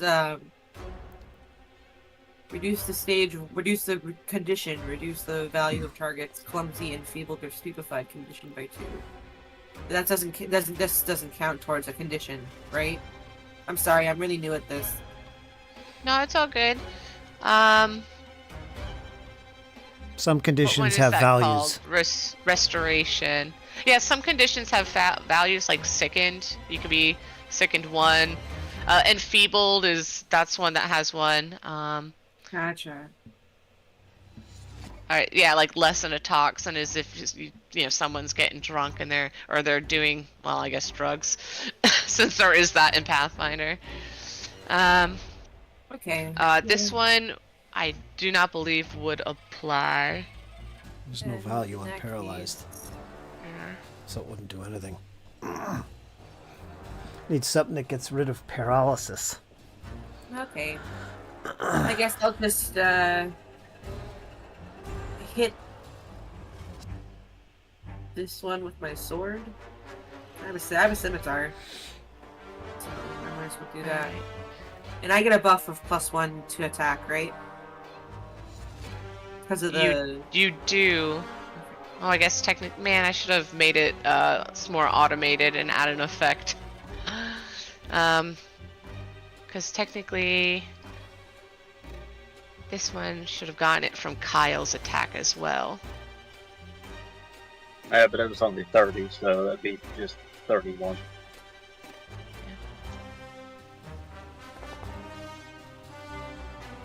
Oh, There 28. you go. Alright, so that's it. Well, did you have your sword? Because you have the box and then you had a cookie. Oh, I'm carrying the box. Can I use an action to put down the box next to me? Yes. You can also, as a free action, drop the box. I don't want to. But you still have to, technically you don't have the cookie anymore, so you do have a free hand. So you have the box and a free hand. Like my scimitar, right? Your scimitar isn't in your hand yet, you have to draw it. Okay, so I'll draw it. Wait. Understand what's going on. So. Oh, and as Fritz mentioned, that if you wanted to use the sling instead, that would also be an action to obtain. Oh. Your attack you made there, the 28, if Just it counted, disregard it. it says sling. Oh, just disregard it. That was your ranged sorry. sling attack. How do I So- draw my weapon? Is there a way to do that? There should be a button on the weapon itself that says draw. Like if you're using the token HUD, under strikes, it'll actually say, like, next to the weapon, draw or sheath. It just says sheath or drop. Sheath will put it away. Yeah. I don't want to put it away. I want to take it out. Draw. Oh, then you must already have it out. Just not in, like, roleplay wise, it wasn't drawn out, but on your sheet it was. So, okay, there's no thing I can hit for that. Alright, that's fine. Yeah. Then, I I hit the wrong button before, so let's try this again. My second action will be to attack the thing, and I get an extra +1 for that. Roll. 27. There you go. Look at that. Sweep. And then I'll hit damage. Yeah. Oh no, hit critical. No. Is it a critical? Oh wait, no, just hit damage. Just hit damage. So 11 damage. Slashing. Mm-hmm. Very happy about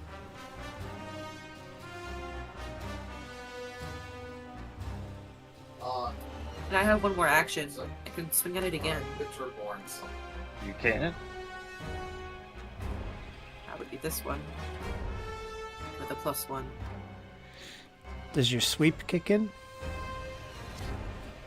Sweet. +1 to that? hit. When you attack with this weapon, you gain a +1 circumstance bonus to your attack roll. Yeah, she has to If- choose a different enemy. Yeah. Yeah. So you could try to aim at this one, and you'd get the bonus. Okay. Oh, you're right. Wow, you hit. Yeah. Uh, I'll aim at that one. extra You just get a +1. with It's worth it. dismount. Oh, looks like a shark. 29. Oh, coming in clutch. Okay, go ahead and roll 29. damage. Okay. If only Jiril can see this action. I'm totally staring forward. Well, if I could have cured it, I totally would have. Hey, it works. Alright, so that's damage to the one just north of it. Yes.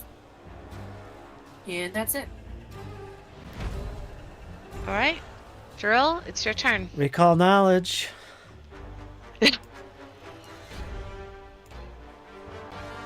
Alright, On feel this free to creature. roll any of those skills.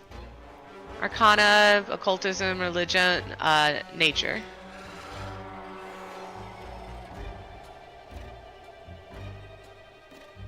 Wow.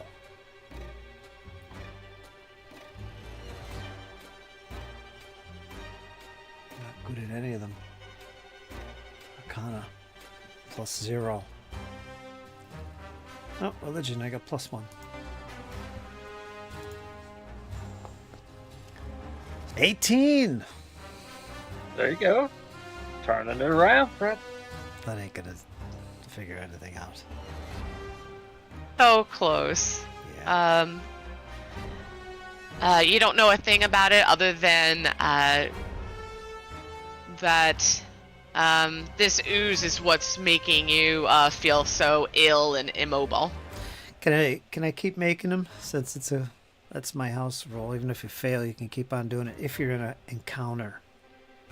Yeah, sure. Normally, if you fail, and I don't know if I failed, you can't make any more Oh. rolls. What lore do you have?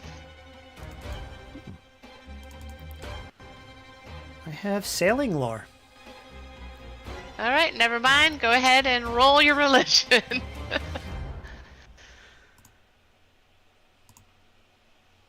Yeah, untrained is +0. All right, religion. Second check. Yeah, nice hefty 1. That's like a record Yep. of That's so many 8 ones and. I'll do one more. Okay. 6. You are welcome. The accumulated knowledge, you have no clue. But you do get to make another fortitude save. And I did get a critical fail. You These did. are friendly blobs. They love ice cream. Yeah, and and the more you piss it off, the friendlier it gets, and they grant wishes. Yep. Yeah, give me that fortitude save as you try to break this paralysis. There you go. I roll twice. First one. You did. First one was a 1. Yep, that's the first. You know, we're gonna go with the second one, because that's rough. As a player, that's rough. At this point, we should start just keeping a tally. But you break through the paralysis, and you can go ahead and take that condition off.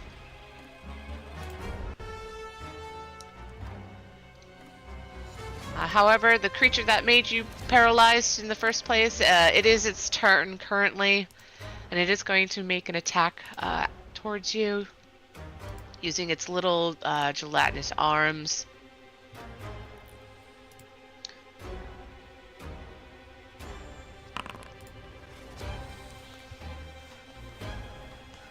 And what is your AC? 23 currently. 23. Okay. You said I'm not paralyzed? That's gone? Correct. Yes.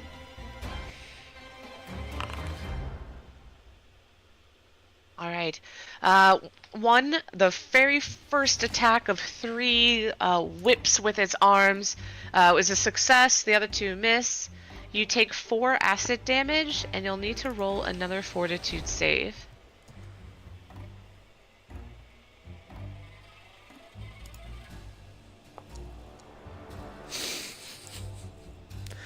20. Change my dice. You are once again paralyzed. You can. Okay. Awesome. Oh, I managed to change. You know how I fought fighting those ghouls by myself on Arthurian all the time. Yeah, this is terrible. I'm frozen in this flamboyant battle stance. I moved a little bit and then frozen again. It's just so awkward.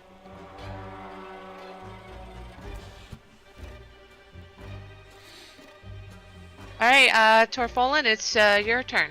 I told you, Kyle, last night, or whenever it was, Reiychelle was going to get me. She was going to get me. That last combat. It was coming. Swing with the hammer. Swing away. Hammer time.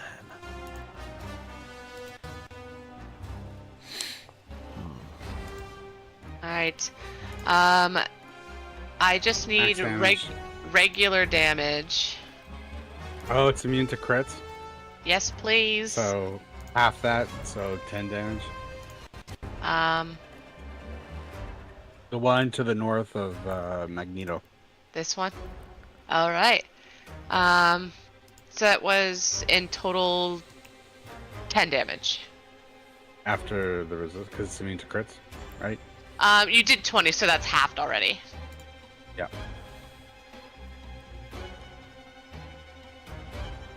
Oh, we're in trouble. Alright, that's end of my turn. Alright, Eddard, it's your turn. Just kind of mirroring Fritz there. I'm gonna recall knowledge. Alright.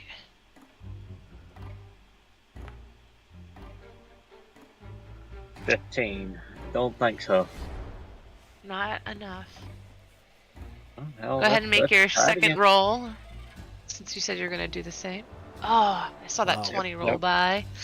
Yep. Nope. It just bounced right over. Yep.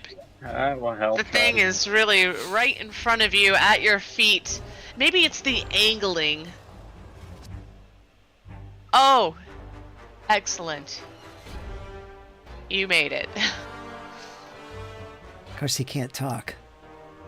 Yeah, I don't know can't nothing. speak or do any damn thing right. So everybody else, plug your ears except for Kyle. You know these to actually be, although the imagery doesn't reflect it, these are just like gelatinous cubes.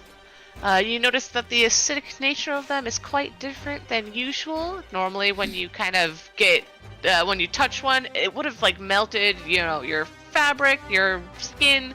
That is not the case. Still does acid damage. You could easily become paralyzed by an attack, and it is immune to critical hits mental damage, and precision, just to name a few that you recall. Roger Damn, that. that's your panache. All right. Yeah, for the fortitude. Yes, please. Here we go. Oh, well, there you go. It won't last long, 'cause the little bastard's gonna hit me again.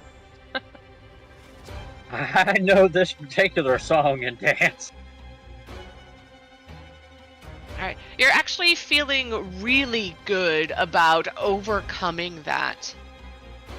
And that was a very, very good success, and you'll be immune to paralyzation effects from these creatures.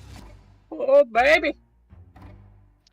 So speaking of, it is now the one up here. It's going to make an attack.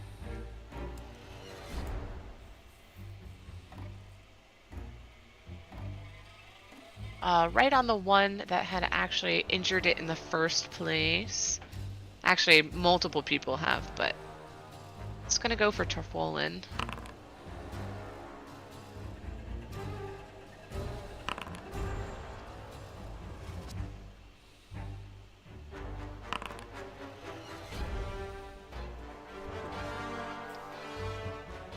And given your high AC, it fails all 3 of its attempts. You squash each attempt as each arm flails outward towards you. Excellent. The gelatinous creature right on Eddard is going to attack Eddard. Why not? Class 24. Is that included being off guard?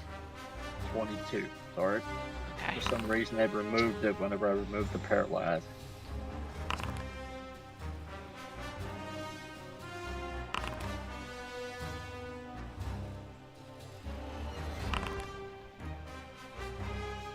Alright, you take 3 acid damage from one of the attacks. You don't need to roll your fortitude save. It seems to have this, trace, this liquid trace that they leave has no effect on you anymore. You're built strong, but you still just take that damage. Okay. And it is back to the top. Oh yeah, and it's still taking that bleed damage. Yep. Rolls of recovery. So far, well, so far no. It's at the top of the round again? It is, yes, so it's your turn. Okay. Can I cast at this one? Yeah. The spell Fire Ray? Ooh.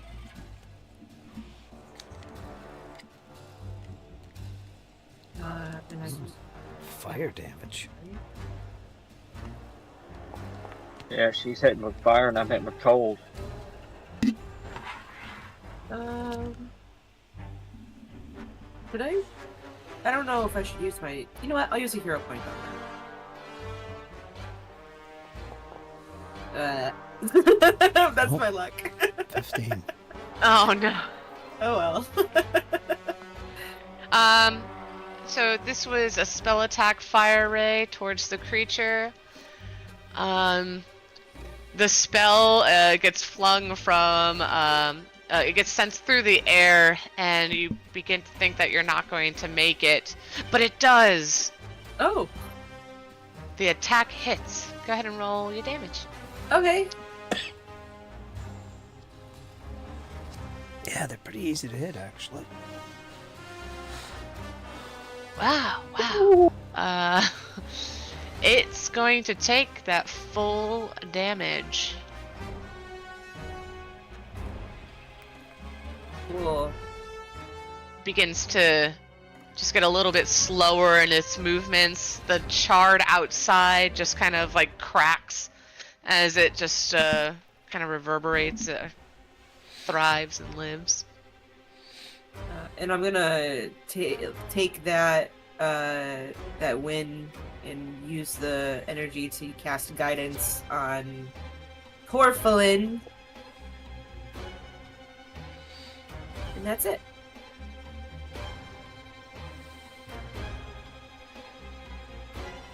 All right, nice. So you, Torflin, you've got guidance cast on you. You can put the spell effect on you to get that buff.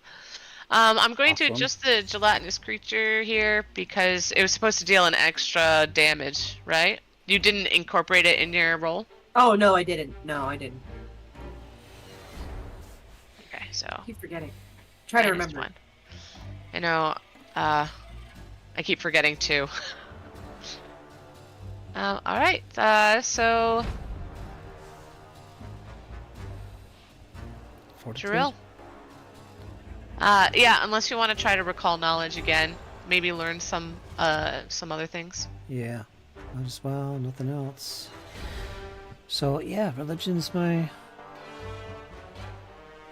best one. Nature +1, religion +1, arcana +0. What's the other one?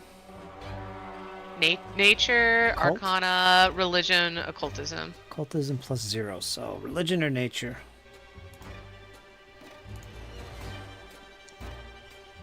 Blah, blah, blah. Nothing. You got nothing.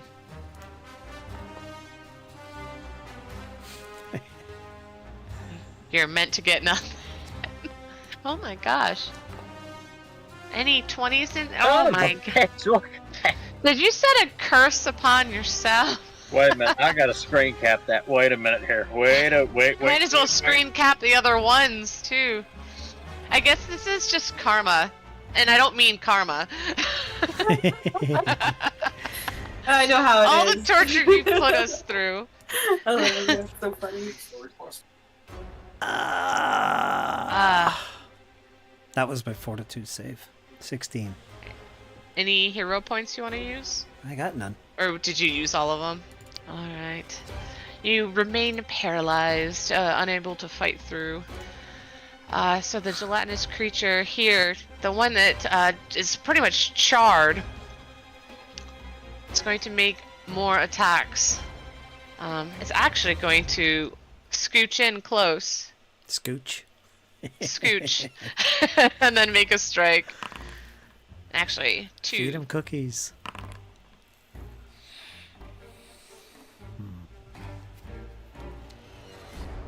So you're at 21. Yeah.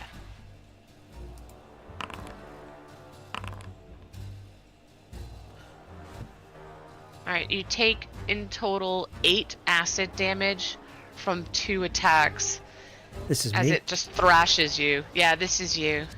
-8. It sees an easy target and it just goes for it.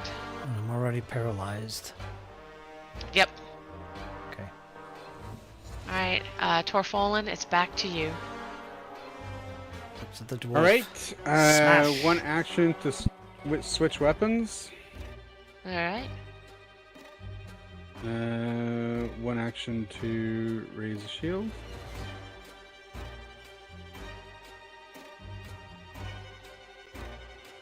And attack with guidance. I'll get rid of the one down near Jarrell.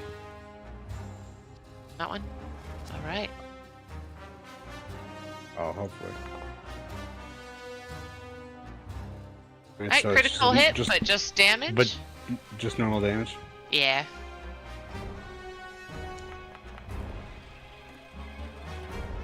Oh, 9 damage. Alright, it takes the 9 damage from your attack. And then the +2 because of does guidance do cookie? damage and the cookie. Does guidance add to damage, or I thought it was just attack rolls? It might just be to attack rolls. I'm thinking I think of it's just to attack rolls, yeah. Yeah, attack roll, perception check, saving throw, skill check. Alright, so I'll take the guidance off now. Alright, But I maybe an gave extra this guy an damage 'cause of extra the one. cookie. Okay. Yep. Right, end of turn. Alright, Eddard. Well, I'm gonna You've broken actually, free. Yeah, I'm actually gonna switch it up though, and I'm actually going to attack Oh. the same one that Torfallen has attacked. So we're gonna channel elements. Do You've spent time adventuring before, you know. Yep. Attacking together always brings success. And then I'm gonna do a 2-action elemental blast. This will be air, but it will be dealing cold damage. Okay. So yeah, here we go.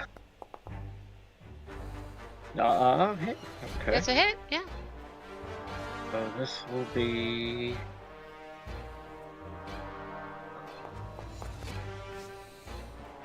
13 points of cold damage.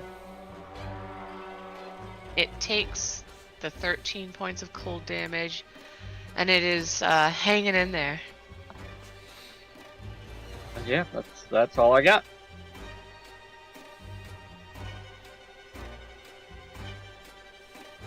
Alright. The creature here begins to go away and slinks off.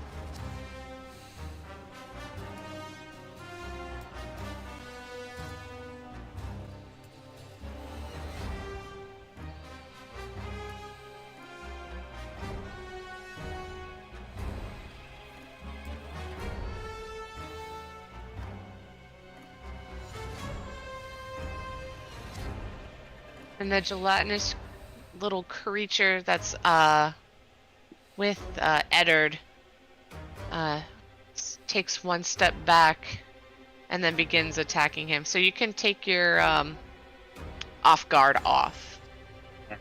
That'll be armor class 24. Okay.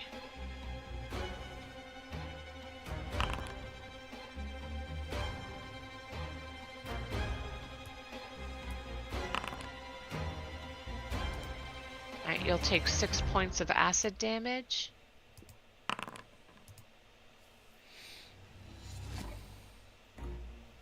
And when it makes its second attack, you're able to dodge out of the way. And it takes an additional point because this guy does. Because of the bleed. There.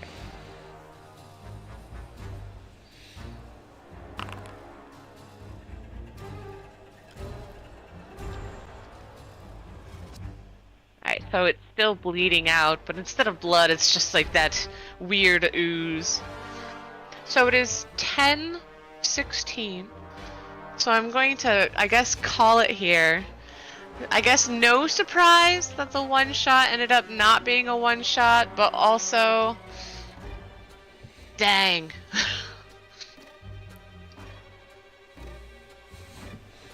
So it's up to you guys if you want to continue this at all, or happy holidays.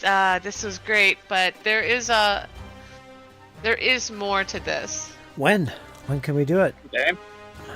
Well, I did find out that I can do Sunday.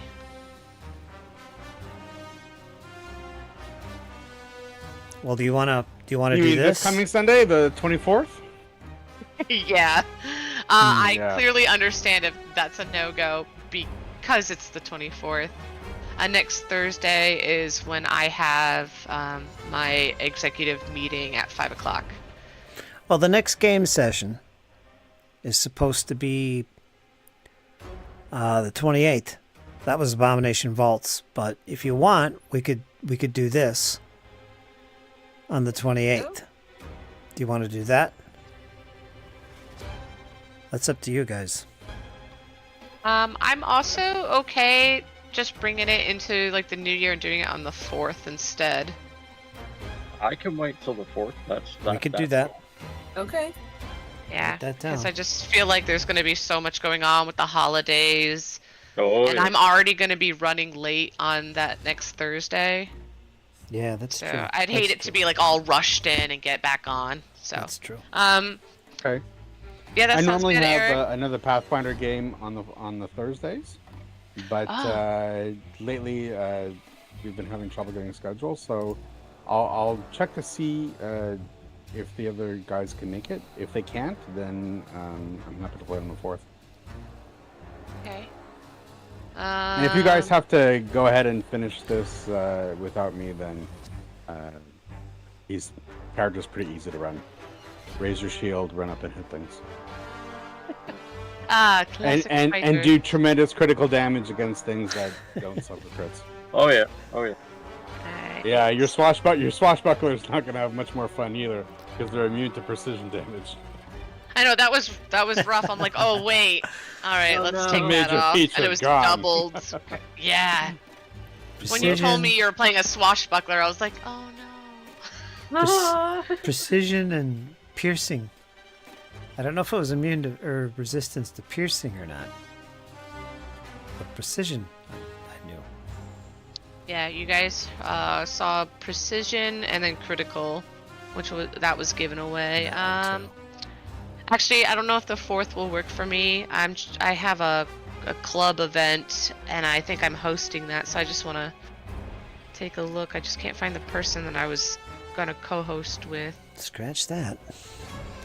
Yeah, I can't remember if we said yeah, the 4th. She just put the 4th looks good. So, the 3rd, Wednesday the 3rd, break up the week.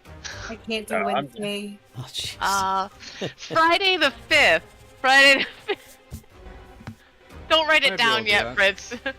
Friday the 5th. I'm game. I'm probably good for Fridays. Okay, yeah. So Friday the 5th. I definitely think that you guys will be able to finish it. Oh yeah. For sure. For sure. All right. I'm having a blast with this kineticist. I know, yeah, look at you go with all this metal stuff. I'm sitting here thinking, oh, he's a spellcaster. No, No, you are he's just Magneto. got powers. Okay. So that's kind of cool. So did you like it, and- Kyle? What'd you think? Absolutely, I absolutely loved it. Dual gate. I can do metal or air, and also if you pick the feat volatile blast or versatile blast, air can become cold, metal can become electricity.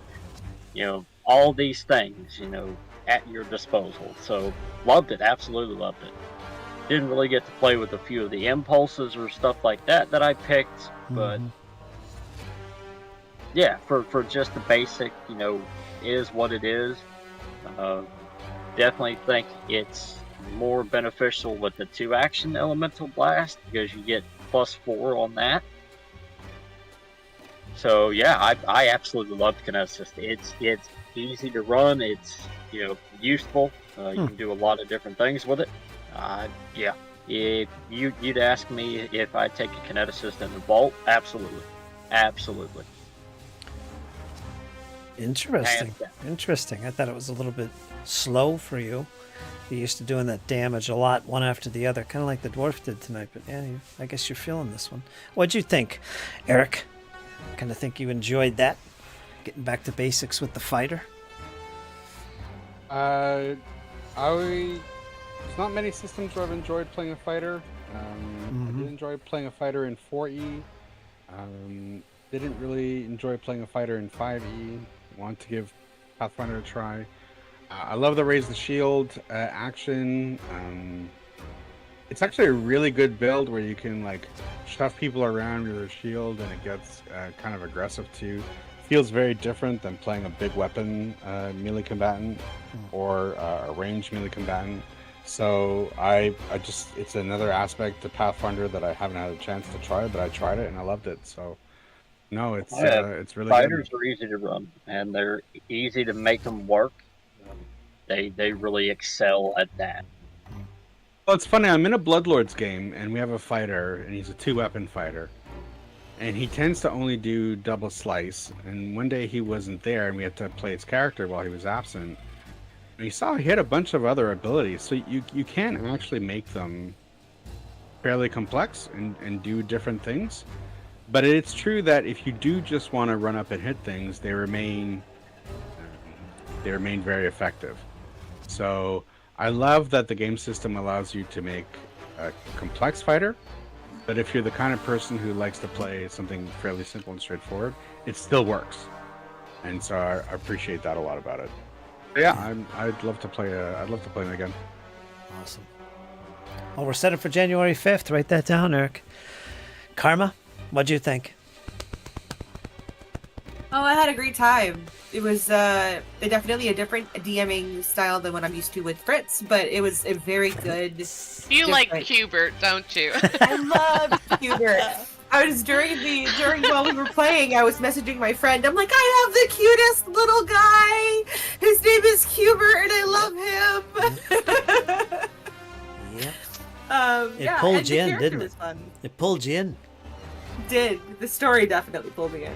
It was a good story, and it was done well too. So thank you for hosting it.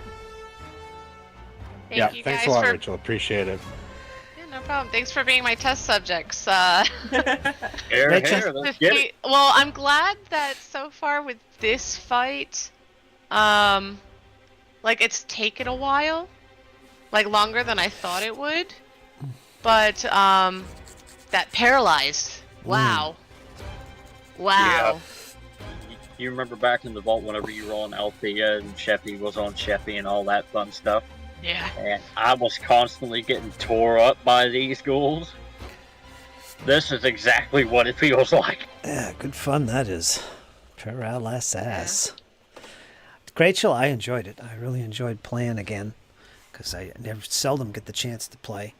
And I had no problems with it. You know, I couldn't do half of the things I wanted to do, especially in this part of the combat or adventure. Just frozen in place. But it was cool. I enjoyed that. And definitely looking forward to doing it again. You run a good game. Smooth. Thanks. Going through the paces. Yeah, I'll try to remember hero points last time, but I need to like write little asterisks. Did they do this? Okay, hero point. Yeah. And there was a chance for a hero point, but the chance was come and gone. The only one that I really wrote down, like if you did this, if you did A, you got B. But that's all right. You had different things on the mind, but you guys like dominated with that first fight. Yeah, that I was like, easy. wow, oof, these poor bandits. How did, Well, AC not was really bandit, low. but yeah. yeah. Well, it's the first fight. Obviously, you don't know how much combat is in this one shot, so it's kind of like the first room intro entry level fight. So it's not going to be super challenging. It's supposed to go really quick and technically completely avoidable if you wanted it to be. Yeah, we weren't gonna have none of that. We were gonna bash some heads. Hey, you guys could have paid them and be like, we'll pay you more. Yeah. I was going that Or route, lie actually. and convince them that the guy's not going to pay them. I was But actually there's going a to lot. go that route right before Yeah. the initiative broke in. I was going to be like, how much did he promise to pay you? But man, you were like all over the place, Mr. Acrobat. Yeah, that was Like, fun what are part. you doing? Tumbling through. That's not suspicious or anything. Can I help you, sir? Everything You is done look with good in that flash. cape, but- Flash and flamboyance is what it's all about. So Yes, and every I definitely opportunity. think you're doing that. You definitely earned that bit of hero point. From I got that. one. Wow. Wow. Yeah, you enjoyed it, right? Right, Rachel? How did it go for yeah, you on your end? definitely. Good. You guys are you know your characters. This was great. I think you guys ran everything pretty smoothly from your side. I could probably do like NPC banter forever and ever. Mm-hmm. I'm like, oh no, we better hurry it up if we want to get through the map. Mm-hmm. Yeah. There's some things you guys did that I thought was great, like trying to find the crate. That's great. Mm-hmm. I wasn't expecting that. As simple as it sounds, I I was really think- wasn't. I was thinking of disguising it somehow, putting a It wasn't. bale of hay over it or something, have it move around. I It don't wasn't. It actually wasn't until you exited the temple where I was like, Cupid's kind of out in the open, and like one of the things is that you can't pick him up because he's slippery. So I'm like, how are they gonna do this? So that was a lot of fun. Real simple. I want to Find a talk small more box. about it, but I kind of can't until you finish it. But there's some things that I thought you would end up doing, but you didn't. And there's no a major consequence, but it was interesting. And eventually, when I run this later, again, I'll have to tell you how the other people did. And let me tell you, those people are nuts. I've been a game master for them before, and they're the kind of person that, hey, how many holes does it have? Can I climb up one of them? And then enlarge myself as a druid? Nice. Oh my. Okay, let's see if you can even get close enough to do that. It was like some ridiculously... It was a dragon. That's what it was. It was a dragon. And I'm like, okay, yeah, sure. They're level 3. Facing a dragon. Yeah. A for effort. So yeah, that's the same kind of team that'll be playing this. I don't think the role play will be as fun. I think the combat will be a little bit slower, so I think for their encounters, I'm gonna shave off like a whole enemy. Just to speed things up from every interaction that, can possibly happen. Mm-hmm. I see you pull one of the little globs. He kind of pulled away and disappeared. I was thinking, she's doing that to go easy on us here. I know she is. Yeah. She's running away. That's what she's doing. Because that was rough. Easy to hit, but man, paralysis. Like... Yeah. Yeah, and brutal. then since it's easy to hit, that immunity to critical hits, well, so much for that. And that's bad for the swashbuckler. He needs to move. He needs to do things. Yeah. Oh well. I don't know, do you have any reactions? Like, how does that one play? I have a couple reactions. One is against someone who attacks me and they do a critical fumble, or they crit miss. That allows me to react against that. I think I leave there's an opening that I see and I'm able to take advantage of. And there's another reaction. It's not like a fighter. I forget what it is. Is it like, would it be like nimble dodge? Do you have that one? I know a lot of very nimble agile dodge. classes do. Nimble dodge. That's the other one. Yeah. Remember to let me know that you have that one, because you have to call that out as soon as I say you're hit. Targeting. Yeah. Isn't that when you say you're targeting? Isn't nimble dodge? Oh, wait, when yeah, you're it's when you're targeting. Oh. Alright, I didn't know that you had that, because a rogue in another game I played, or was running, they had that, so I would like slowly say, and they're targeting you. Just as a reminder. But yeah. Yeah, keep me informed, anybody who has like reactions, and I'm gonna definitely look. Okay, folks, we're going to call it here because we're going to get ready for the next session coming January 5th, we think. You guys will know because you'll see part 2 put up when it's done. But thanks, everybody, for playing. Eric, thanks for jumping in on this. It's good to have you back in there and rolling some dice with us. Karma, as usual, you did good with Kyra. Fantastic. And, of course, Reiychelle, she did fantastic. It was great to have somebody else running some games. And I know Reiychelle is pretty damn good at it. Yes, she is. Oh, you're too kind. You are definitely too kind. Thank you. You're welcome. You're welcome. And we'll do this again soon. So, folks, hope you enjoyed. We'll see you next time for more Abomination Vaults as well. Stay tuned for that. So hang in there, because it's only going to get better. We'll talk to you soon. Take care, folks.